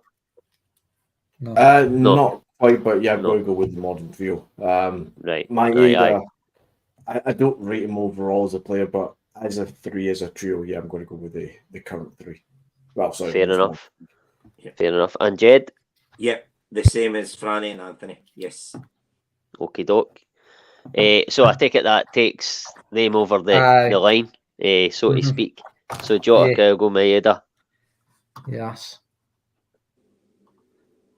They're in, mate. Right, okay. So we'll move on. What I'm going to do, right, because it is taking a wee while, this. Obviously, it won't take as long because it's less sort of games in the next rounds, but I'll just maybe ask, I'll no ask you to talk about every single one of them each. I'll split it. So the next game 5 is Paul McStay, Peter Grant and Tommy Burns. 12 Scottish Cups, 2 League Cups and 11 league titles between them. and they're up against, this is a tough one as well, Moravcik, Larsson and Viduka. 3 Scottish Cups, 5 League Cups and 6 league titles. Jed, I think you're the man to start with this one on the McStay, Grant and Burns. Yeah, I mean, Paul McStay, probably one of the greatest midfielders that the club's ever had. Just unfortunate at the time when he was with us in the 90s, we were terrible. But what a player. Peter Grant got a lot of stick, I think just they had to blame somebody, so Peter Grant got it a lot. And Tommy Burns, I don't think there's anything I can say about this guy that we don't all fans know, even people who didn't even see him playing, what that guy means to the club. He will go down in folklore for what he done for this club. And he played, when he was the manager, he probably played some of the best football I've ever seen when he was manager. So he was. Aye, he certainly did, aye. It is a hard one, but then when you put up against the other guys, but I'll leave that now. Right, well, listen, I'll not ask yourself to talk about McStay, Grant and Burns, Franny, because I think your memories will be less than vague, let's say. But your memories, to be fair. Your memories on Moravcik, Larsson and Viduka. I mean, it's all good. I mean, obviously Moravcik came in and it was one of the ones going, why are we signing this 33-year-old? We're all probably all like Cook even saying, who is this guy? But oh my God, what a player did we sign? And you've just got to think of it going, how was he? I think he was at Marseille. I think he just seemed to joke about in France, but it was like, how was he never at the top level? How was he never up there with that kind of ability? Because even to this day, I don't even think he knows what foot he's better when. He obviously had a wee bit of showboating about him, where obviously I think it was against Hearts at Parkhead where he controlled it with his arse and things like that, and he obviously scored in the 5-1 game. I think that was his debut. It was certainly one of his first games anyway. And he scored 2. He scored 2. He scored a header. He scored the first, one with his left foot, then a header. And he's just standing there as if, what's going on here? What's going on? It was, Moravcik was just an absolute wonderful football player. Larsson, well, certainly my generation, the best Celtic player I've ever seen. Nobody will ever come close to him. And what that guy achieved at us is just absolutely frightening. When you think, I know he was here for 7 and a bit seasons, but it was in reality played for 5.5 when he missed. Obviously a good spell with a leg break and stuff. And you consider his goal return, when he scored the games and things like that. So he was absolutely brilliant. And then Viduka, he was a guy that came in for Crucia Zagreb, and it was a guy that I was really excited about signing because, again, he was just seen a bit of the Champions League back then. He was a really good player and obviously went a wee bit AWOL, I think, for about 3 months before he actually kicked a ball for us. But Franny, again, on that, sorry to butt in, just to let guys know, right, Kyogo has a strike rate of 0.6 every game, okay, so far. Henrik Larsson was 7.76%, okay? Every game. Viduka, 0.81. 37 games, 30 goals. Unbelievable. Ridiculous. Absolutely ridiculous. An absolute ridiculous football player. Really, really good, but it was just, though Barnes here, it counting me really, didn't it? It was one of the guys he just wasn't got to take any shit, really, was he? And he obviously we still got a wee bit of cash from, went down to Leeds and things like that, and I just ripped it up down there. I think that free is, what a free that is. What a free that is. It really is. And I mean, I remember Viduka, I had Viduka in the back of my top, and he wasn't here that long, and we had Larsson at the time, and I had Viduka in the back of my top. But I remember he scored a goal, I think it was the Scottish Cup, and I might be wrong, I think it was maybe against Greenock Morton. And he picked it up inside the box, and there was 3 defenders round him, and he done a Cruyff turn, took the 3 defenders, clean out the game, and then like hit it with his the outside of his right foot into like sort of mid-height into the right-hand corner and gave the keeper no chance. We just inside the box. It was an unbelievable goal, and that just sort of epitomised Mark Viduka for me. Although he did score a hell of a lot of headers for us from memory. But Anthony, I'll come to you just on Viduka, Moravcik and Larsson, because I'm assuming you'll be in the same boat, and your memories of Burns, McStay, and Grant will be pretty vague. Vague is saying something. I remember one thing about McStay, and it's what my old man said to me one time. McStay was one of those players that if you didn't see him or didn't notice him in the game, you knew he was having a great game because he just went about his business. Yeah. He wasn't flashy. He didn't get in your face. He just did the job. Kind of maybe similar to guys like Callum McGregor these days. Sometimes goes unseen at times. But other than that, with that trio, there's not much I can really say. Larsson, Lugo, and Viduka, though, let's ignore Viduka's attitude and the way that he left, because the less said about that, the better. But you look at the season that Viduka signed, he signed in the December sort of thing. Larsson was the top goal scorer for Celtic, I think, with 29 goals, was it? And then the next season when Larsson broke his leg, Viduka just went, yeah, sure, I'll do the same again. And I think it was 27, 28 goals he got that season in the league. Right. They would have been unbelievable to have seen them play together properly. Like for a whole season would have been fantastic to have seen. But compliment them with Lubo Moravcik, as Franny says. I mean, we all were probably, nobody wants to admit it too much, but probably the same as Hugh Keevins at the time, thinking, who the hell's this guy? 33-year-old coming from the back end of France and all the rest of it.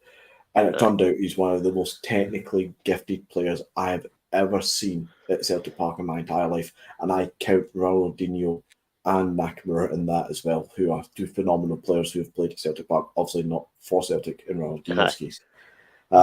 He's just an absolute genius on the ball. Somebody mentioned it was he done the whole sitting on the ball with his arse thing at one point. Did he not take was it a free kick right at the corner flag, or was it a corner? I can't remember, one of the two. And he belted it in and scored a goal, and the ref actually didn't know what to do, blew the whistle, brought back, says, you can't do that. So he did it, and eventually was like, okay then. He's just wonderful. A true magician, a true gift from God sort of thing, as it would be. Yeah, those three, fantastic. Well, those two players, fantastic. Viduka, we don't say too much about, but still, goal-scoring record, unbelievable.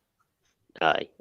I mean, Lubo Moravcik, Franny, you talked about his 2 goals against Rangers, and he didn't quite know what he'd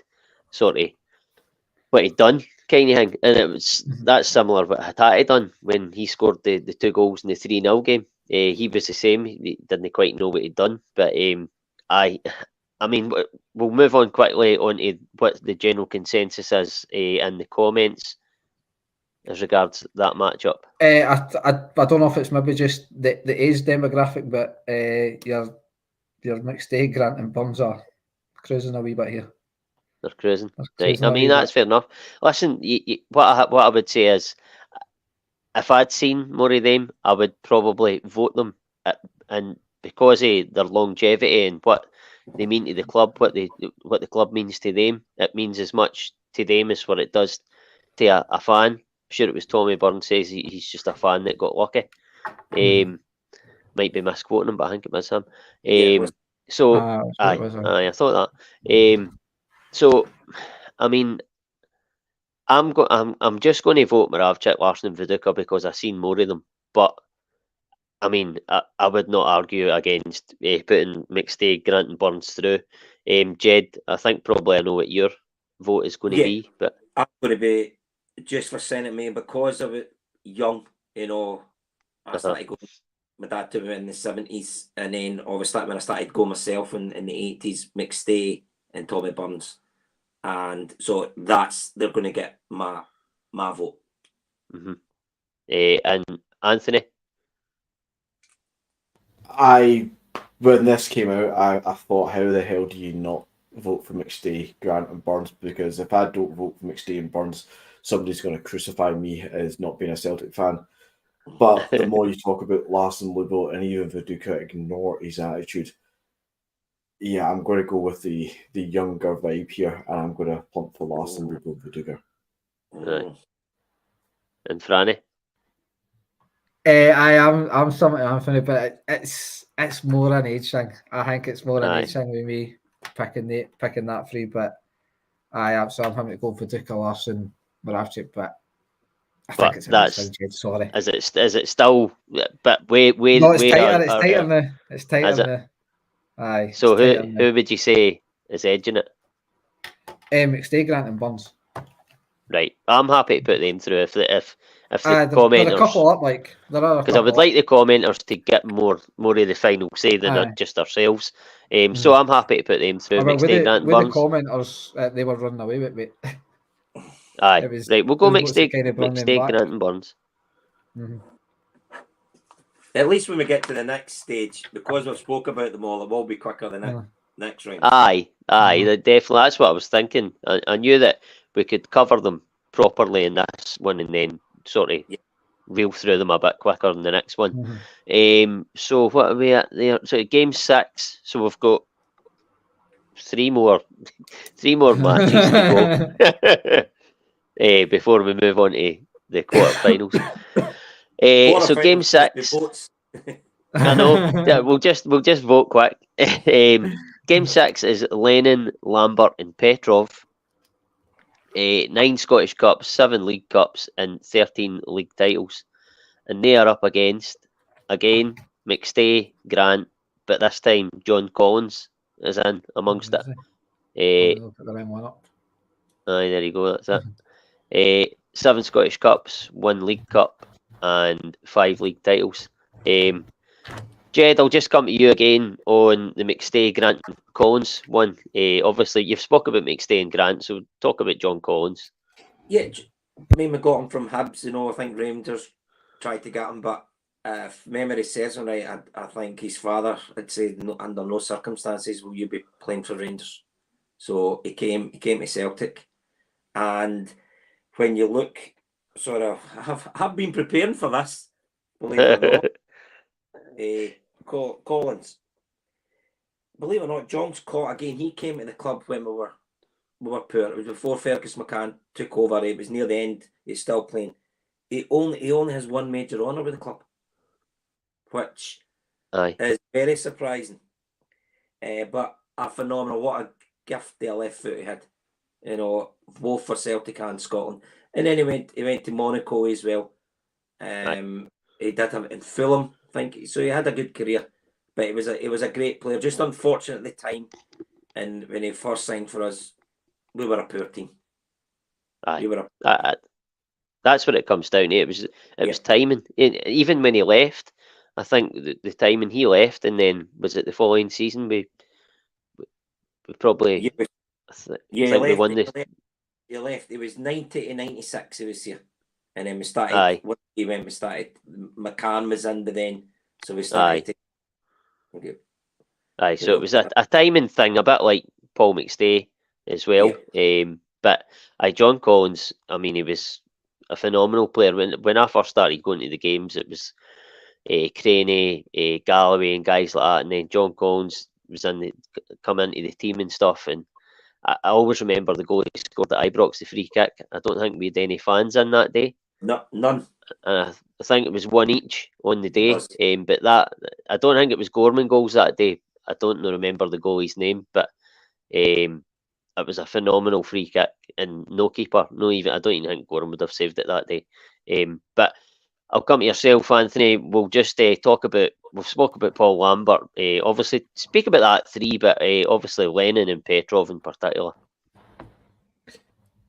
You keep Lambert in there. Let's go back again to the Lambert and Burley kind of days we were done as well. Lambert continued that through from the late 90s into the early 2000s. He almost kind of continued. I'm not going to say he carried anybody, he did not at all, because the other two are phenomenal players as well. But he continued that transition between it, and it was almost seamless for the midfield trio. They complement each other really well. One thing I want to pick up on with Petrov, does anybody remember one year? I can't remember the season, but we tried it about maybe 3 or 4 times where a free kick where Petrov would hang like, way out to the side, and we just laid it off like 15 yards out to him. And he just booted it. And it worked like 3 times and then never done it again. And I was like, fair enough. Petrov for did me. They not do that in Turin against Juventus? I think so, and it taken about 5 Possibly, deflections. I think that's where it started, and I just started doing it all the time. Yeah, it did work a few times, and then just that was it, stopped it. Had its moment. Petrov for me, and the 3 of those was the most gifted player, I think. Lambert obviously came with his reputation from Dortmund in the Champions League one, but Petrov as a player was the most gifted one out of the 3 there, and I think he deserves good mentions, especially considering what he came through later on in his career as well. Yeah. Petrov. I absolutely loved Petrov. He was a fantastic player, and he came in before, obviously. I think Lambert was in at the time, but before Lennon. But then to go into a midfield with they 2, it just brought him on leaps and bounds. Franny, just quickly, you talk about them before we go to the vote. I said Lennon Lambert. I also spoke about Lambert and stuff. Petrov, I think it was John Barnes that brought him in. It could have been totally different for Petrov if it wasn't for Martin O'Neill. I think it was like a famous story that Petrov actually learnt spell English by hanging about a burger van. Obviously, didn't help his waistline, I think, but I think that's how he managed to sort of pick up the language, because I think back then it wasn't really the done thing to sort of integrate like foreign players. He was also a young boy that had came over. I think he came over with somebody else, but I don't know if we didn't sign that other boy at the time or something. You'd sort of bring guys in trial, but Petrov was an absolute ridiculously good player. Just typical box to box player, plenty of energy, and had to dig about him. Like, there wasn't many Martin O'Neill players that didn't ken how to look after themselves. And obviously Lennon was one of them as well. I think it was no great secret that Martin O'Neill wanted Neil Lennon in, and it was, I think he even said after he got like Chris Sutton, he wanted Chris Sutton, and Lennon was sort of the final piece. And I think Lennon was one of the ones that he probably wouldn't necessarily win you a game, but he certainly would win the loss. He just got the ball and gave it away, broke up the game so well. Just not your sort of not your most glamorous player, but just top player. Aye, he was, and as I say, they 3 complemented each other really well. But we'll go to the vote. What's it looking like in the comments? It's fairly tight, but the most recent one, Lennon, Lambert, and Petrov, are just winning, not by money. Aye, for me, it has to be Lennon, Lambert, and Petrov. The trophies they won, they got to a European final. For me, they get my vote. Anthony. Yeah, fully agree with you there, Ross. If I had to, I'd argue the fact that the comments made us pick McStay and Grant previously. So yeah, but yeah, getting to the UEFA Cup final, yeah, totally. That 3, Lennon, Lambert, and Petrov. Aye, and Jed, yourself? Yeah, Lennon, Lambert, Petrov. Aye, Franny, my assistant. I think it's a clean sweep here. I think Ross for Lennon, Lambert, and Petrov here. Aye. Especially since McStay and Grant are already in, so yes, they'll be playing themselves in the next round as well. I know. Excuse me. Right, so we're moving it along a wee bit quicker now. So right, this is I don't know. I think it'll be unanimous, but let's see. So game 7 is Jimmy Johnston, Stevie Chalmers. Aye, it is aye. right there. There we go. Jimmy Johnston, Stevie Chalmers, Bobby Lennox. 15 Scottish Cups, 14 League Cups, 24 league titles, and 3 European Cups between them. And they're up against Scott Brown, Victor Wanyama, and Joe Ledley. Jed, I'll come to you first on Johnson, Chalmers, and Lennox. I've no much memory of the guys, but I mean, they speak for themselves. Obviously, I did go to my first game and Jimmy Johnson was still playing. I think my first game was in 1975 and my dad took me. Lennox, I can remember him as well. Chalmers I can't because he left the club in 1971, but with the Lisbon Lions, that speaks for itself. We move on. I know. I know it's plain and simple. It's not to say that they'll win the whole thing, No, but they're Lisbon Lions, and as you say, it speaks for itself. Franny, Anthony, you agree with that? That just sort of speaks for itself. Yeah, I mean, no offense to Wanyama and Ledley, but two of the other three are in the top 5 goal scorers of all time, and all three of them won the European Cup in '67. Do we say anything else? I know, correct. I know.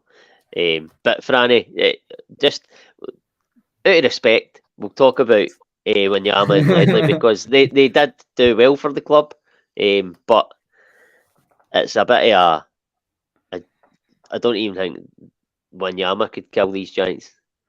No, I think even Wanyama will be struggling. Obviously the comments have been covering it. I've yet to see one for our Brown Wanyama and Scotland, Joe Ledley. But Wanyama was a guy, again, a total unknown that came in and just absolutely bossed it. Just a young boy, just absolute powerhouse of a midfielder. Obviously, he'll have that goal against Barcelona, always his record as well. Have that memory from us, but it was just an absolute beast. And Joe Ledley, another top player that was probably touted a lot of teams down in England, but we managed to secure him on a free transfer. And again, similar to instead of probably a Falladonna, a very cultured football player that got box to box and again scored big goals. He obviously had scored one against Rangers as well that kind of helped cement us on our way to win another title. But I think it was, as much as my memories are only for stories from my dad for the first three and things like that, and obviously the old videos and YouTube clips and things like that. But I don't think it mattered what three you put. You would have had to put 3 other Lisbon Lions against these to really make it a contest, I guess. I know. I mean, Wanyama and Joe Ledley both scored 2 of the most memorable back post headers each. One against Barcelona, one against Rangers. Phenomenal goals, but no even that can get their vote against Johnson, Chalmers and Lennox. I don't even need to ask you guys. I think we all know our vote. I think we all know the vote in the comments. Yeah. I'll be honest, Ross, I don't think I've seen a vote for the other 3 yet. Nah. So we'll go Johnson, Chalmers, Lennox.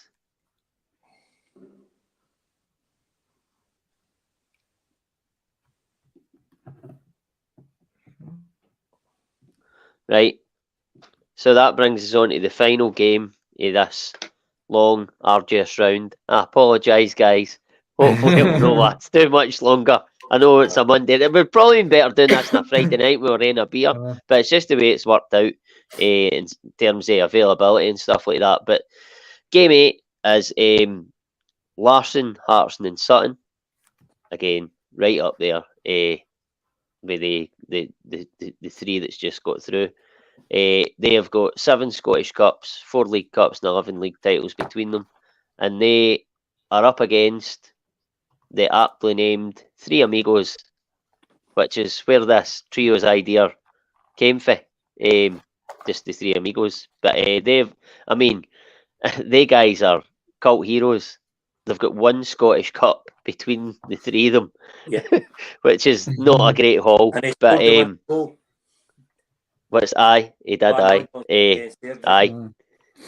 did to end the barren spell. But Jed, I'll just come to you on Van Hooijdonk, De Canio and Cadet in your memories of them. Well, both De Canio and Cadet was only here for a season. And again, Cadet, 37 games, Cadet and 30 goals. Phenomenal. Van Hooijdonk, what a free kick. Taker he was. Aye. And De Canio, I mean, remember the goal he scored against Pittodrie? against Aberdeen with the gold boots, and then they went to charity and they raised absolutely thousands. But even for what they were only at the club a short space of time. No, the other three for me. Aye, I mean, they guys, as we said, are cult heroes. Actually, you said Decano had only spent a season at the club, Jed. Actually, it felt longer. Like, I'm not saying you're wrong. It felt longer than that to me, but I'm actually surprised to hear that it was only one season. The two of them were only a season. Aye, that's bizarre.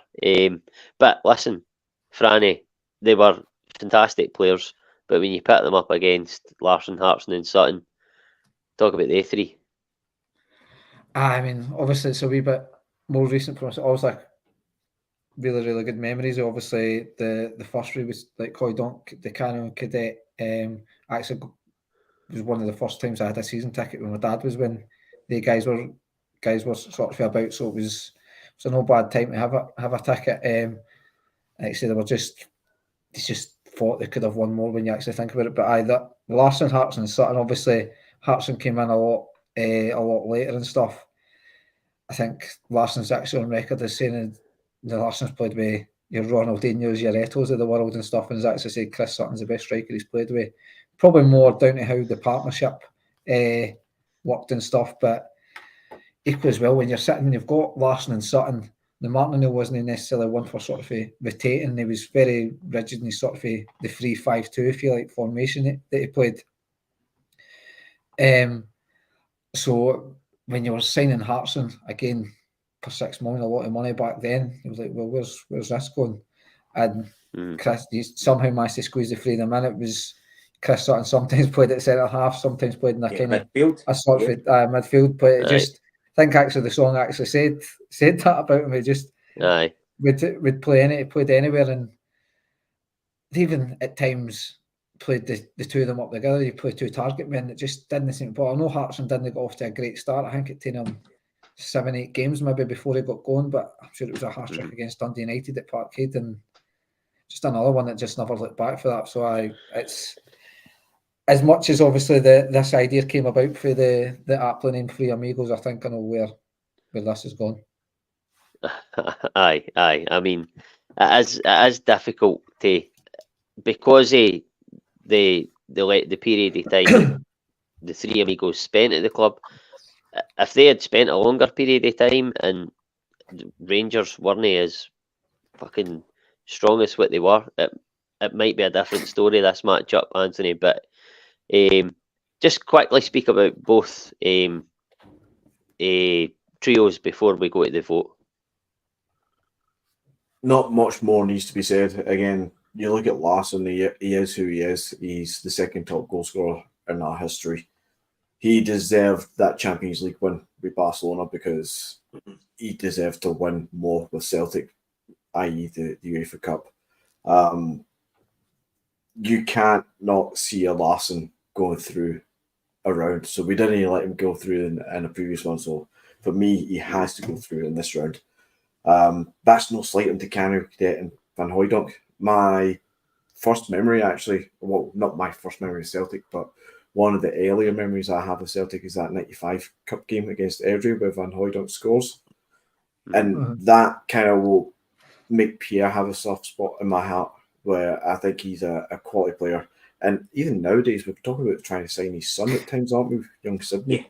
But see, if that trio is aptly named as they are, the Three Amigos, and as quality as footballs as they are, they weren't my favourite at that time. It was Andreas Tom. I'm much preferred Andreas Tom over all three of them. Yeah.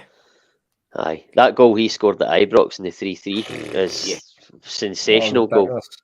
But aye, talking about when you're talking about Van Hooijdonk's goal in the cup final against Deirdre, that's one of all. It's not my earliest memory, but it's one that really sticks in my mind. And you're sitting there, like I had never seen Celtic winning a trophy. Obviously, I was born when Celtic had won trophies in the 80s, but I was too young to remember that. I can't even mind the centenary season, and that was the last time we had won a trophy. But so when we won that, I was like, this is unbelievable. Like, I didn't think Celtic done things like this. It was just unheard of for me, so it was phenomenal. But aye, that aside, Larsson, Hartson and Sutton, what they done for the club over a longer period of time, even Hartson, his goals, the amount of goals he scored for probably at times not being the go-to before Chris Sutton was phenomenal. But we'll go to the vote. I think it's going to be unanimous with us, but how's it looking in the comments, Franny? Fairly tight, mate. Fairly tight, but Larsson, it? Hearts and Sutton are winning, aye. A Aye. couple of votes So, on it. and you, Couple of votes on it. what are you going with? I'm going with Larsson, Hearts and Sutton. Has to be for me, mate. Is that always going with that? Yeah. All on. Yep. Right. Yep. Aye. That's fair enough. The water. And I'm sad to see them going out because they were I know. what made born the idea, if you like. But aye, it has to be. And let's be honest, Chris Sutton, what a player he was for us. Aye. Phenomenal. Tremendous player. Tremendous. Right, so that ties up the last 16 and it takes us into the quarterfinals. So game one is you don't need to bring the graphic up this time if you don't want to. But game one is Scott Brown. What? Aye, you did it anyway. Good lad. So it's Scott Brown, Cal McGregor and Tom Rogic, and they're up against Cal McGregor, Hatate and O'Reilly. Listen, we've spoke at length about all. Aye, we've spoke at length about all the guys, but we'll get a wee couple of minutes just for guys to vote. And listen, we'll talk about Scott Brown, right? He was a captain. He played with Celtic for 14 years. He came up with some big goals in that time. I don't know if you remember, Anthony. He scored a big goal at Kilmarnock that put us 8 points clear. And he also scored one at home against Hamilton that kept it. I think that put us 2 points clear. 2 late goals, 2 huge goals in title races just to keep us going. But for me, that's what Scott Brown was all about. He wasn't the most technically gifted footballer, but when the chips were down, he came up with the goods for Celtic a lot of the time. He certainly did. He was the true definition of a captain for Celtic for so many years as well. Even when sometimes the manager was maybe getting a bit of a hard time, you could rely on Brown to rejuvenate the team on the pitch and bring something out of them.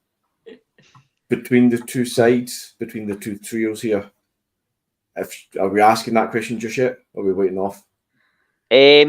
No, that's what we'll do. We'll just speak briefly on Brown and then just give me what your vote would be between the two trios, because we've spoke about McGregor, Hatate and O'Reilly. I just wanted to touch on Brown because of what he done for the club. No, definitely. I mean, he will go down. People always have this conversation with some players like, what constitutes a legend? Is James Forrest a legend? Is he no? Is Scott Brown a legend? What does he need to do? Was a question a few years back for Scott Brown to be a Celtic legend. And I think winning an invincible treble as a Celtic captain kind of puts you at that level as being a legend. Okay, we've got the Lisbon Lions. They are the upper echelon of what a legend is as a collective. But Scott Brown as a captain is truly a legend of this club. Aye, I totally agree with that. Absolutely. Couldn't agree more. So in terms of your vote, who are you going with? Brown, McGregor, Rogic, or McGregor, Brown, McGregor, Rogic. I think if you pit all three against each other, McGregor's McGregor, so they cancel each other out. Brown, Hatate, you take Brown every day of the week, and Rogic over O'Reilly on his game. O'Reilly aspires to be Rogic. Mm-hmm. Aye, listen, Rogic, Brown, McGregor. I cannot disagree with that. I'll just give you my vote. It's going to be Brown, McGregor and Rogic as well. Jed, just briefly talk about Brown. Any good memories you've got of him and give us your vote. Yeah, I mean, Anthony, I thought Anthony spoke brilliant about Brown. Yeah, he will go down as one of the true Celtic greats. And you've got to mind, this guy Rangers were after him, he was a Rangers fan. But he came to our club and he was fantastic. And for it to come back, especially, he says we all thought he was done. And Rodgers' first season, the Invincible season, he was phenomenal. And you realise when he's not playing how much you miss him. Mm-hmm. It's a great player. And that's why McGregor, Rogic and Brown will get my vote. Aye, fair enough. And Franny, just talk about Scott Brown briefly, and then we can make your vote is. Well, I mean, there's not really much where you could add to what certainly what Anthony said there, anyway, and obviously Jed just said there. But Scott Brown just had so many. He seemed to be able to read the moment so well as well, knew what to do at the right time of games, whether that be attack like a hard solid challenge or running with the ball, just whatever it was, just to maybe get the fan, maybe reading the game, knowing it maybe it was turning against him. He could just do something that would get him back. And I always remember you've also got that one at Aberdeen as well, where I think about 3 boys had a go at him and he just won't even rattles the ball against them. Now, it'd have been the easy thing just to stay down and be like, pretend it was really sore, but he just got up and walked it off with a big stupid smile on his face. And you're like, I just done that walk, and you're like, it's just absolutely brilliant. It's like 3 of them have absolutely chopped him down, and then one's rattled the ball against him, and he's just got up and walked it off, and you're like, that was just that. For me, that was Scott Brown in a nutshell. Mm-hmm. Aye, he lived for that physical battle and wind up. That's what he was best at. He was phenomenal. But your vote is obviously Brown, McGregor, and Rogic. Aye. Right, fine. And what's I take it it's pretty unanimous in the it's been pretty unanimous comments. in the comments as well, mate. Pretty unanimous in the comments. That's fine. So our first semi-finalists are Brown, McGregor, and Rogic. Moving on to the next pairing, which is Lambert, Burley, and O'Donnell. I don't know about that. It's fine. You don't need to put it up because we've had them up. Lambert, Burley, and O'Donnell, and they are up against Jota, Kyogo, and Maeda. Now, I'll come to you, Jed. The guys, again, vote in the comments who you think. Don't need to talk about anybody in particular, Jed. Just between they two, give us.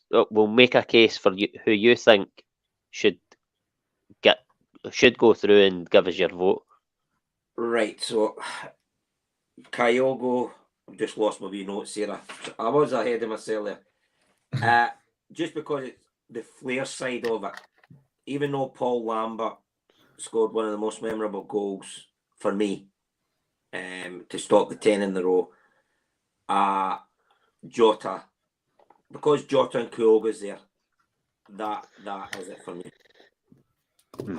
I'm going to go for the 2 Japanese guys and Jota. Mm-hmm. That's fair. And Anthony, again, same as Jed, make a case for who you think should go through, and obviously we'll get your vote off the back of that. I'm going to side with Jed with who's going through. It's going to be the flair. I want to see a bit more. I know it seems like we're going for the modern, the easy route, is what's fresh, but I want to see a bit more flair. I'm trying to think of how my team would build up if I had midfield 3 and a midfield front, and I want to see a bit more flair, a bit more entertainment, and you get that with guys like Jota, 100%. And Kyogo, as we've already stated, with his numbers, his goals to ratios, it's phenomenal. He's up there with one of the best so far. And guys, what you've got to remember as well with Jota, Kyogo, and Maeda, they came not really knowing who Celtic were, who the other 3 guys did. Yeah. And for them to go on and do what they've done is phenomenal. Aye. Listen, as much as you said, Jed, Lambert and Burley and O'Donnell stopped the 10, and forever thankful for that. But again, it goes back to I'll vote for who I like to see playing the game more, and that for me is Jota, Kyogo, and Maeda. And Franny, yourself? Surprisingly, a bit of a landslide in this one, and I'm going to have to stick with the general consensus base, and it is a lot down to the flair side. That the entertainers. Obviously, we talked about how well Ange played football and stuff. I just thought they 3, Jota especially, Kyogo as well, but even Jota just was that. As I said, that player that your typical Celtic winger that just got you off your seat, could go inside, go outside, get by a boy. and just how he sort of embraced the whole culture. Obviously, you've got the pictures in the Brazen Head, and before he actually signed it, it almost felt like he was playing about with us, with nearly in every Celtic top gone, playing football and things like that before he actually officially signed. So, for me, it's got to be Jota, Kyogo, Maeda for me, and it's that way in the comments as well. I was just got to say that. It's no surprise, really. So the first semi-final is Brown, McGregor and Rogic, and they will be up against Jota, Kyogo and Maeda. So to make up the next semi-final, we're left with Paul McStay, Peter Grant, Tommy Burns, and they're up against Lennon, Lambert and Petrov. And that's a tasty match-up. It's two midfield threes. So I'll just come back to yourself, Franny. Make your case as to who you think should go through and why. I mean, I feel it's a wee bit unfair, Ross, because for all that I know, Paul McStay was a fantastic footballer. I didn't really. I feel Peter Grant wasn't. I don't know. Maybe it's more because I was a younger laddie when growing up watching the type of players playing that I just didn't think Peter Grant. I thought he was overrated, but it could be just the fact that we weren't really winning things. We weren't sometimes always winning games and stuff. So maybe basing it off that and being a young lad and not really properly understanding football, I feel like. But obviously Tommy Burns was just absolutely ridiculous football player when you actually think about it. You see some of the video clips and things like that. But for me, just because of what I know, I'm going to have to go Lennon, Lambert and Petrov, mate. It's just simply because of who I've seen more often and in the flesh, if you like. Listen, I think that's I mean, it's fair. Paul McStay, you get called the maestro. Tommy Burns, I've no really many memories of him, but what people tell me, fabulous player. Absolute legends of the club. But then you look at it and you go, well, so was Neil Lennon. Gave everything as a manager as well. Petrov, fabulous technician. They got to a European final. Paul Lambert, a European Cup winner. It might be because I've seen more of them, but it has to be Lennon, Lambert and Petrov that get my vote. But Jed, make your case as to who you think should go through and why. I mean, look, I would love Paul McStay and Tommy Burns. Just for me, epitomises everything about Celtic. I agree with what Peter Grant probably. If there was another midfielder in there instead of Peter Grant, I think they would go through no problem. And only because Grant is there, I'm going to side with Lennon, Lambert and Petrov. And that isn't easy for me to say because of Paul McStay and Tommy Burns. Well, let me ask you this, Jed, right? Because I might have got that trio wrong. Is there a player that you would put in beside McStay and Burns instead of Grant? If I remember right, Roy Aitken used to maybe push up to the midfield as well. Right. And help out. But yeah, it was predominantly Grant and McStay. And Peter Grant was a kind of fall guy for a lot of supporters. He did get a lot of abuse and everything, like Peter the Pointer, just used to point. So, yeah. But you cannot take away what Lennon has done for this club. 10 trophies as a manager and 11 as a player. Lambert for Stockton, for what he done, and Petrov was phenomenal as well. So I'm going to go for Lennon, Lambert and Petrov. Fair enough.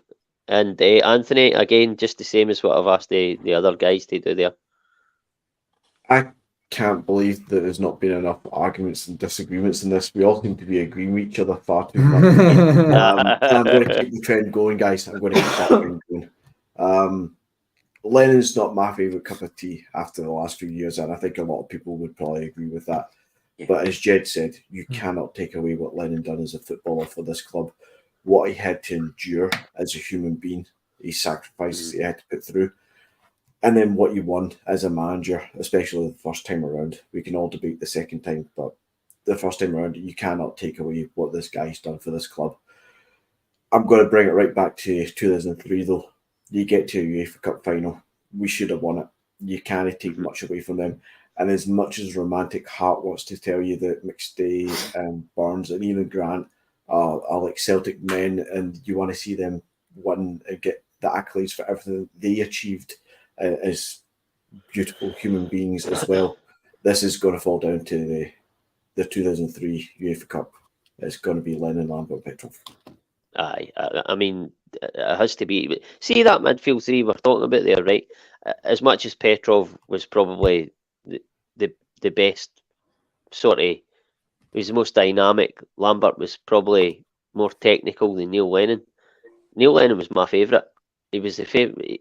I adored Neil Lennon as a footballer. I think I've said it numerous times on this podcast and like just chatting to guys in the pub or whatever.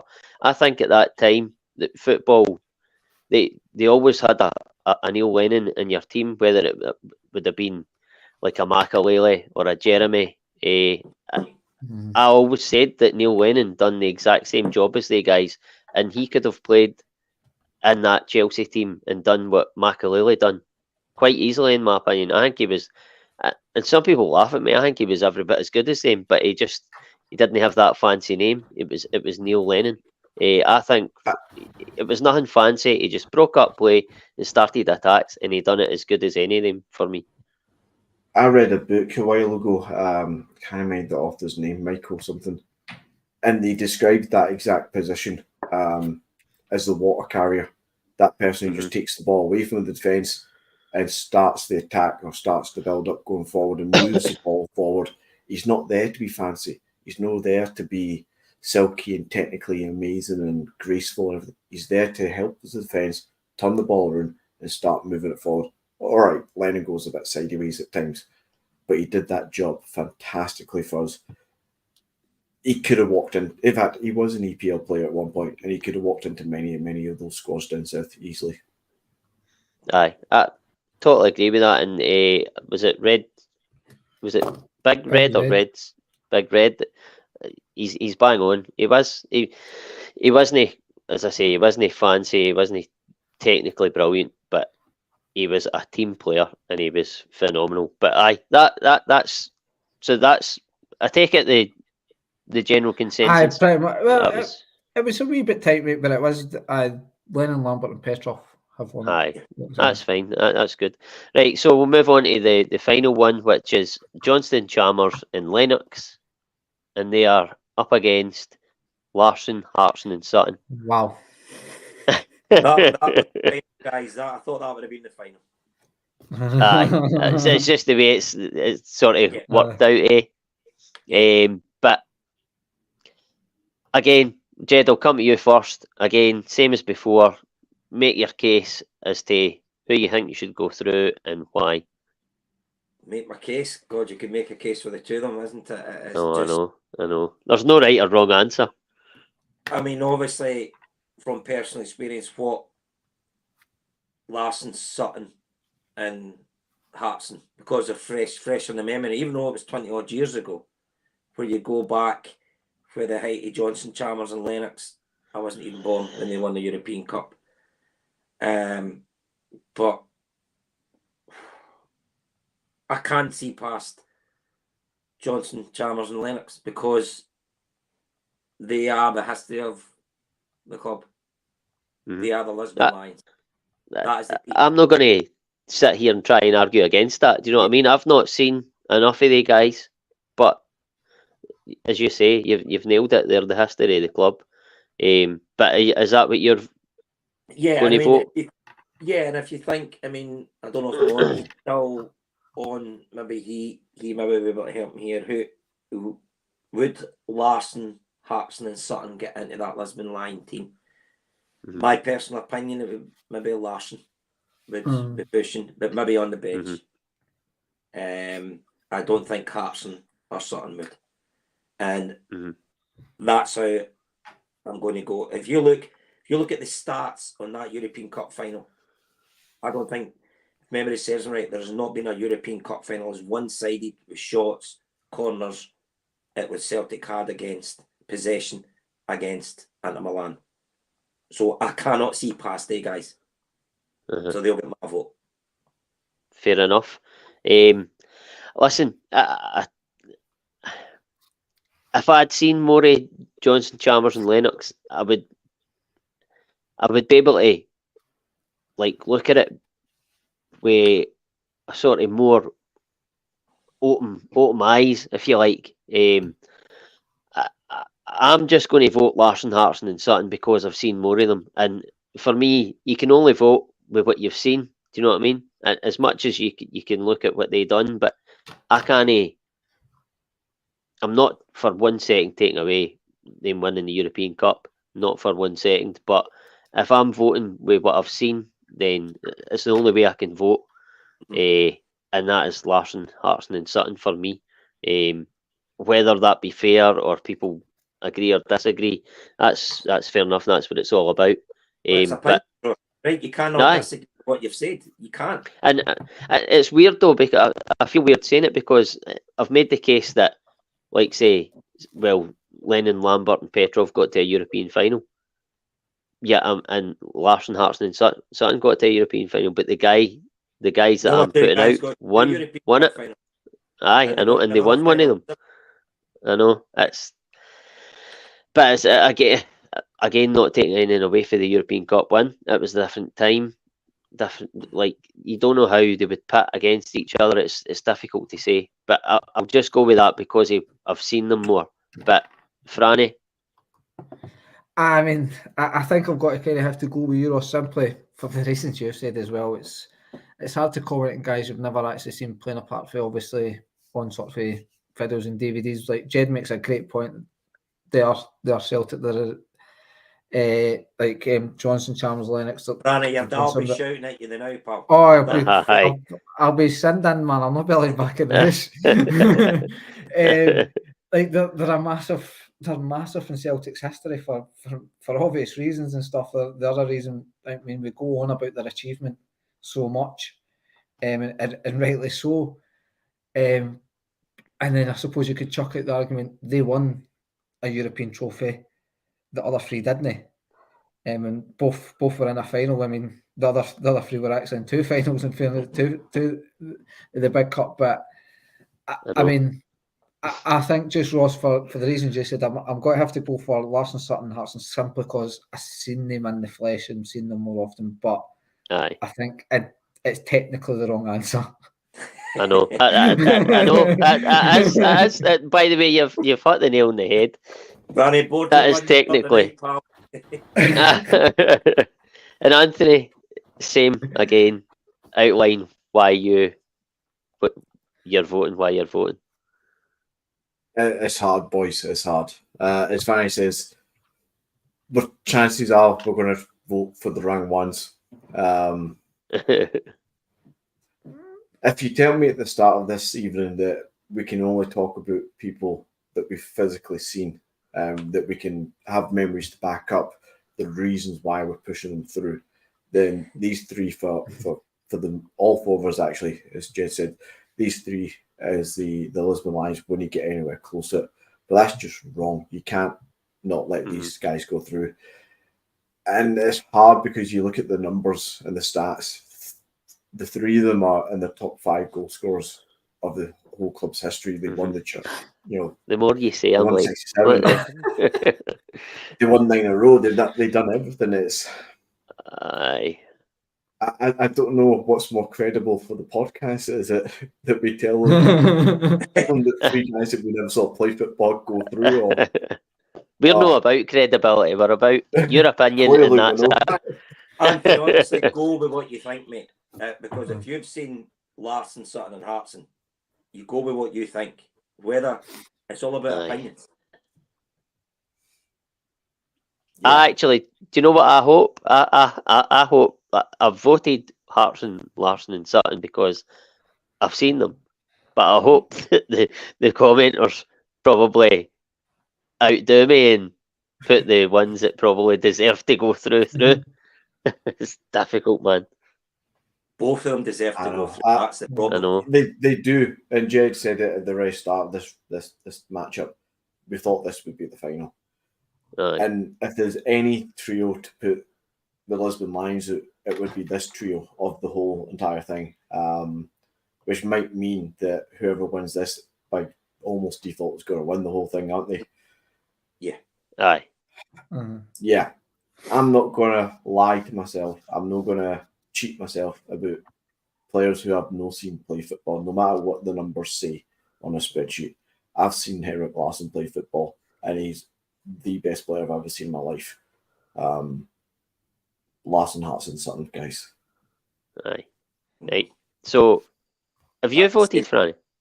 You have, aye. Larsson, Sutton. Right. So, what is the comment saying? The right That team we're all won it. idiots. Aye, us three Reddits, I think we were the three that voted for them. They're going to be Oh, always maybe. there coming on. Right. So, It's kind of been a wee bit balanced. listen. Hence when I put that up when Anthony said, Aye. Computer says no. There's quite a lot of. Aye, listen, I'm happy to go with the commenters because that was the original idea that the commenters would have the final say. So, so we're going Johnston, Chalmers, and Lennox. Yes. Oh, I can't believe Larson's out, man. I cannot know. believe he's out. It's just the way the draws fell. You'll wake up the night in a cold sweat. Aye, I know. And that's just remembering how long this podcast is actually lasting on Monday night. Like, and a school night day. Aye. We'll be fine. Just go into work late. Tell them it was my fault. I've technically got a wee bit of a late start. I'm at Shorts Prison for 9 o'clock. For what purposes? I'm working. Morning, guys. I'm working round at the welfare. Only takes me 5 minutes to get there. Right, so the first semi-final is Scott Brown, Cal McGregor and Tom Rogic, and they're up against Jota, Kyogo and Maeda. Again, same as before, Franny, make your case as to why you think this trio should go through. I think, I mean, as much as I've been bigging up Jota, Kyogo and Maeda, I think for me it's an easy one for me. It's got to be Brown, McGregor and Rogic. It's just it's a wee bit hard to kind of use the longevity against the other three, but you can't not use it against them. And I said ex-captain, current captain there. Rogic was just a maverick on the ball. He's so many the big goals. So for me, it has to be Brown, McGregor, Rogic. I can't argue with that, considering these guys as a three overseen. Is that the right word? 4 trebles in a row. Yeah. Can't really argue with that, can you? It's a remarkable achievement. As much as Jota, Kyogo and Maeda win a treble, and they might win more trebles, it wouldn't be this season. But Jota won't because he's away. So scratch that. But for me, purely hopefully, fingers crossed. But purely on that basis, and the longevity, and it's just better. It's just better.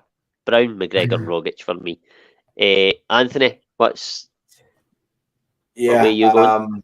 I'm going to take longevity out of it because it's not fair to judge, 2 seasons over a decade for the other 3. I'm going to narrow it down to 1 season for each of the trio, and they've both won trebles, and the midfield 3 have won an invincible treble.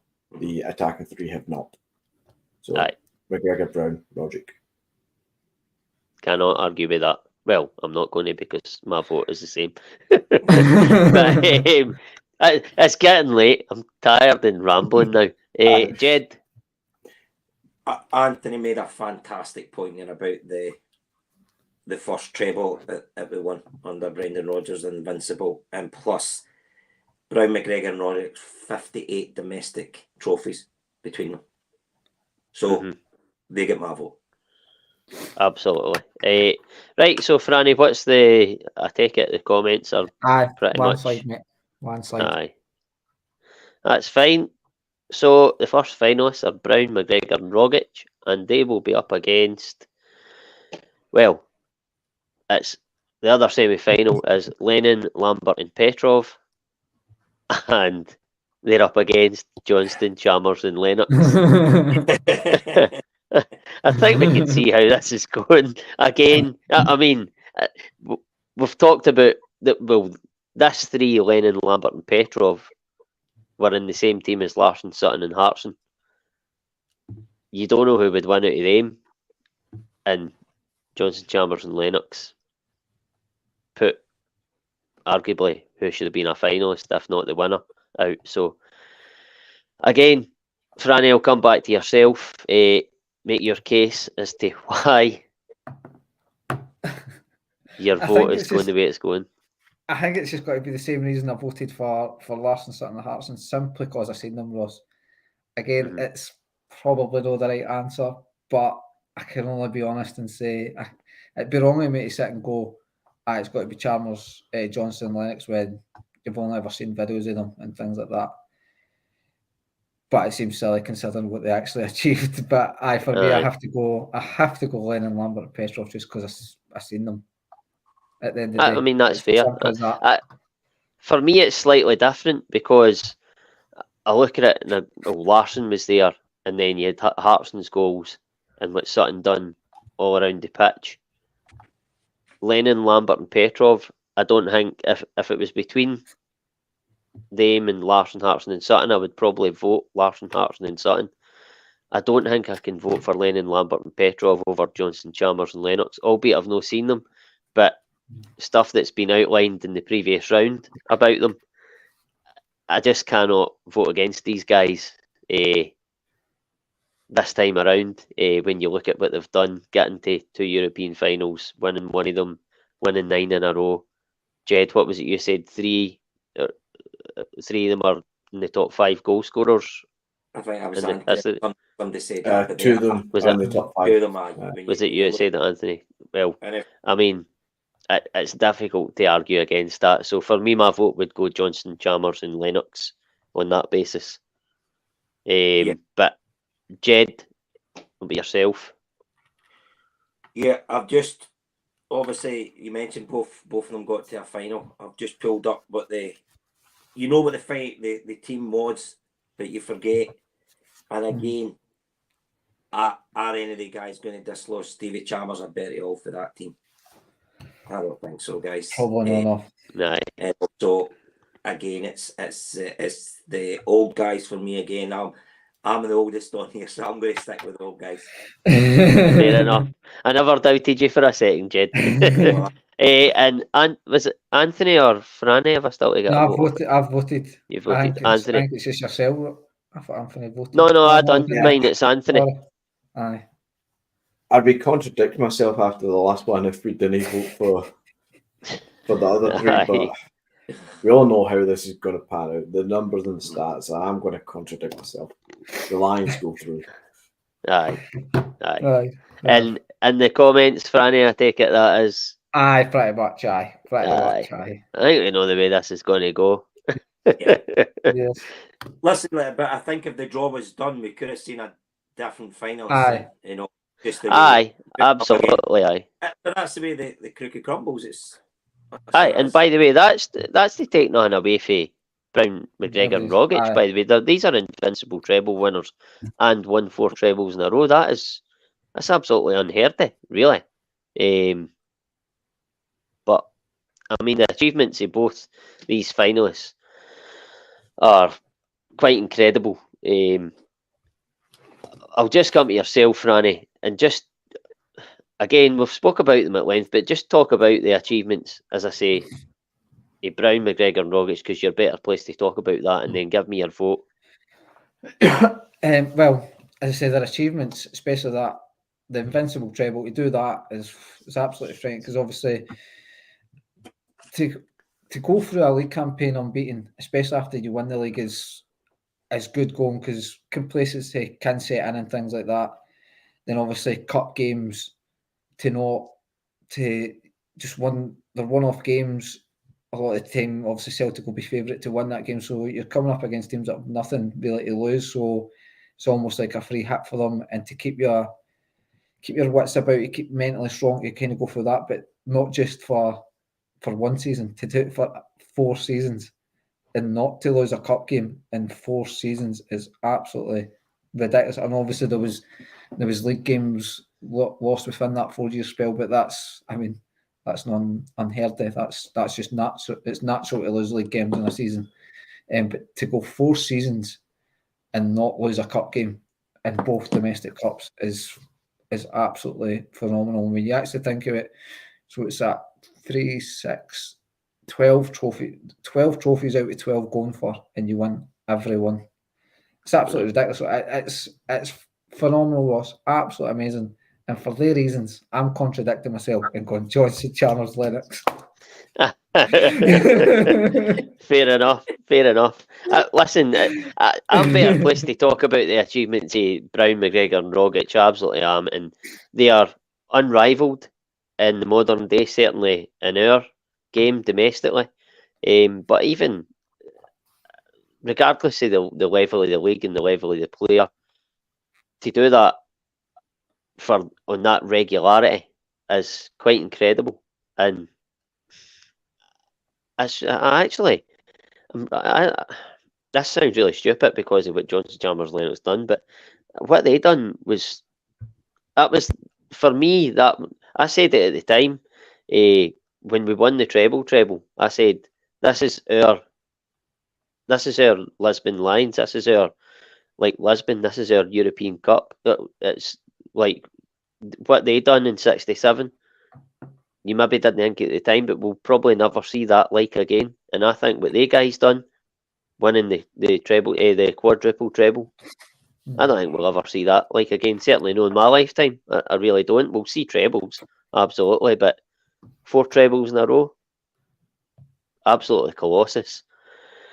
I'm just going to mix it up a wee bit and just vote Brown, McGregor and Rogic on that basis. I'll come to you, Jed. Well, outline who you think should win and why. I mean, I've obviously been fighting the corner for the Lisbon Lions all night, but what you've said there, the memories that the 3 guys have given me in the last, 6 years or whatever, phenomenal, absolutely unbelievable. Never forget the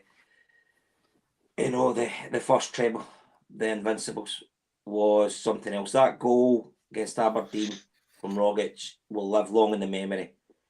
And I'm actually going to contradict myself only because of the memories that has given me. Mm-hmm. I'm going to go for Brown, McGregor and Rogic. Right, listen, that's why I've went, mate, because they 4 years were, as much as you could argue that Celtic team, what they done, it maybe isn't the best. Like if it went up against the team that got to the UEFA Cup final, you wouldn't say that they would beat that team. But for what they done in that 4 years, memories unrivalled. But remember as well, Ross, am I not right in saying that's a world record now, is us getting the quadruple treble? That is aye. No other team in world football has done it. That stand alone and use that as it's phenomenal. Aye, it's the modern day equivalent of winning the European Cup. It really is. Albeit winning 1 treble is an achievement that people will scoff at. Winning 2 trebles even. But to do it 4 times, I think it's absolutely incredible to have that level of going again for 4 years against some of the stadiums and pitches you go to and play on, and I know they guys played on shite pitches as well, but for me, based on memories alone, I have to give the vote to Brown, McGregor and Rogic. Anthony, what's yours? Yeah, I'm going to throw some random numbers and stats out, or what I believe is stats. We're talking about things like the guys winning 4 trebles back to back. It's unheard of. Now, let's not lie, none of us were around in the 60s, so I don't know how exact these figures are going to be. But if you take the league championship when we won it in 67, 68, 69, 70, 71, obviously 9 in a row. We also won the Scottish Cup, I think it was, just getting the numbers, in 67, 69, 71, 72, and 74, 75. And we won the League Cup. That was also in 66, 67, 68, 69, 70, and then again in 75. So even for a 3 to 5 year spell at the start of that 9 in a row, we won a vast majority of those cups. Okay, it wasn't consistently 12 out of 12, but quick maths in my head, that must have been a good, out of 15, 16 cups, we must have won 10 or 11 of them easily. I think we can't discredit what the guy's done in modern history. As you say, that goes down as one of the greatest achievements we'll ever see in our lifetimes. We equaled our own record of 9 in a row. We done the quadruple, the treble. We'll never see it again. And we need to be realistic when it comes to European football at Celtic. In the modern era, we're not going to get to a Champions League final again. We're not going to win that tournament, let alone get to the final. We can't compare modern Celtic to 67 Celtic because it's just not comparable anymore in the grand scheme of world football and European football. So to give them as much credit as they are is a wonderful achievement, what we've done recently. But I still can't knock a 67 win. It's there's two of the guys in this trio have got, we won all 5 trophies in the league, guys. Very true, everything we entered, we won it. And the same can be said for the modern guys as well. Everything they entered, they won it as well for 4 years consistently. But yeah, I feel I'd be cheating the club as a whole if I didn't vote for the Lions in this one, and I'm going to stick with them, the Lions. Right, well, that is, it's 2 votes each here, which is a wee bit more interesting than what I thought it was going to be. But what is the commenters saying, Franny? It's been fairly mixed, mate, but by about 3 votes, the Lions have got it. Well, listen, I can't argue with that. Yeah. I think it's right and it's just in the end. Obviously, me and Jed had made sort of arguments for Brown, McGregor and Rogic, and then Anthony, I think you outlined quite a good few points and stats that sort of, as much as my vote was in, sort of swayed me back again. So I can't argue with that. No. They're the Lisbon Lions, they're legends, that they're the only team with an actual name, about them. So I think it's fair, right and just that Johnston, Chalmers and Lennox get the number 1 trio in Celtic's history. But listen, that brings us to the end of the wee tournament. It was a wee bit of fun tonight. I've enjoyed it. It has went on. Well, it's actually went on less time than what I thought. I was aiming for 3 years. Nah, but listen, I've enjoyed it. I put a wee bit of work into that to put it together. It came together no bad, didn't it? It was all right. But have you enjoyed it? I mean, 100%. The only thing is, Ross, I won't be able to dye my hair tonight. I've not got time now. Just put the kabuki on it. Get that fake tan on, Jed, in the background. No, mate. I'm in the wife and the room, so. The wife's room. No, but listen. Listen, I've enjoyed it, and I just want to thank all the viewers for obviously sticking with us for as long as they have, and yourselves as well for keeping your eyes opened. And my apologies if you are tired at work tomorrow. But listen, if you have liked what you've seen, obviously will be a new schedule coming in place. Obviously, we've got guys like Anthony and the other new lads on board, and Jed as well. So we're going to be going to 3 days, hopefully. But we'll outline that further down the line. But once we're back, sort of after the winter break and Celtic are back up and running, that's when the new schedule will kick in fully. But probably on Friday, I think we'll just be doing I don't know, might be like a transfer rumour sort of standard podcast again, so it might not be as long as this one. But if you've enjoyed what you've seen tonight, by all means, like it, like this one, and subscribe to us on YouTube and spread the word. But there's nothing else for me to do. I think it's all done. So on that note, I'll try and say Stephen's outro, which is I can't mind. I've been on Stay it for well. 3 years. Keep Stay safe and well, hail, hail. keep safe. Hail, Stay hail. well, keep safe. Hail, hail.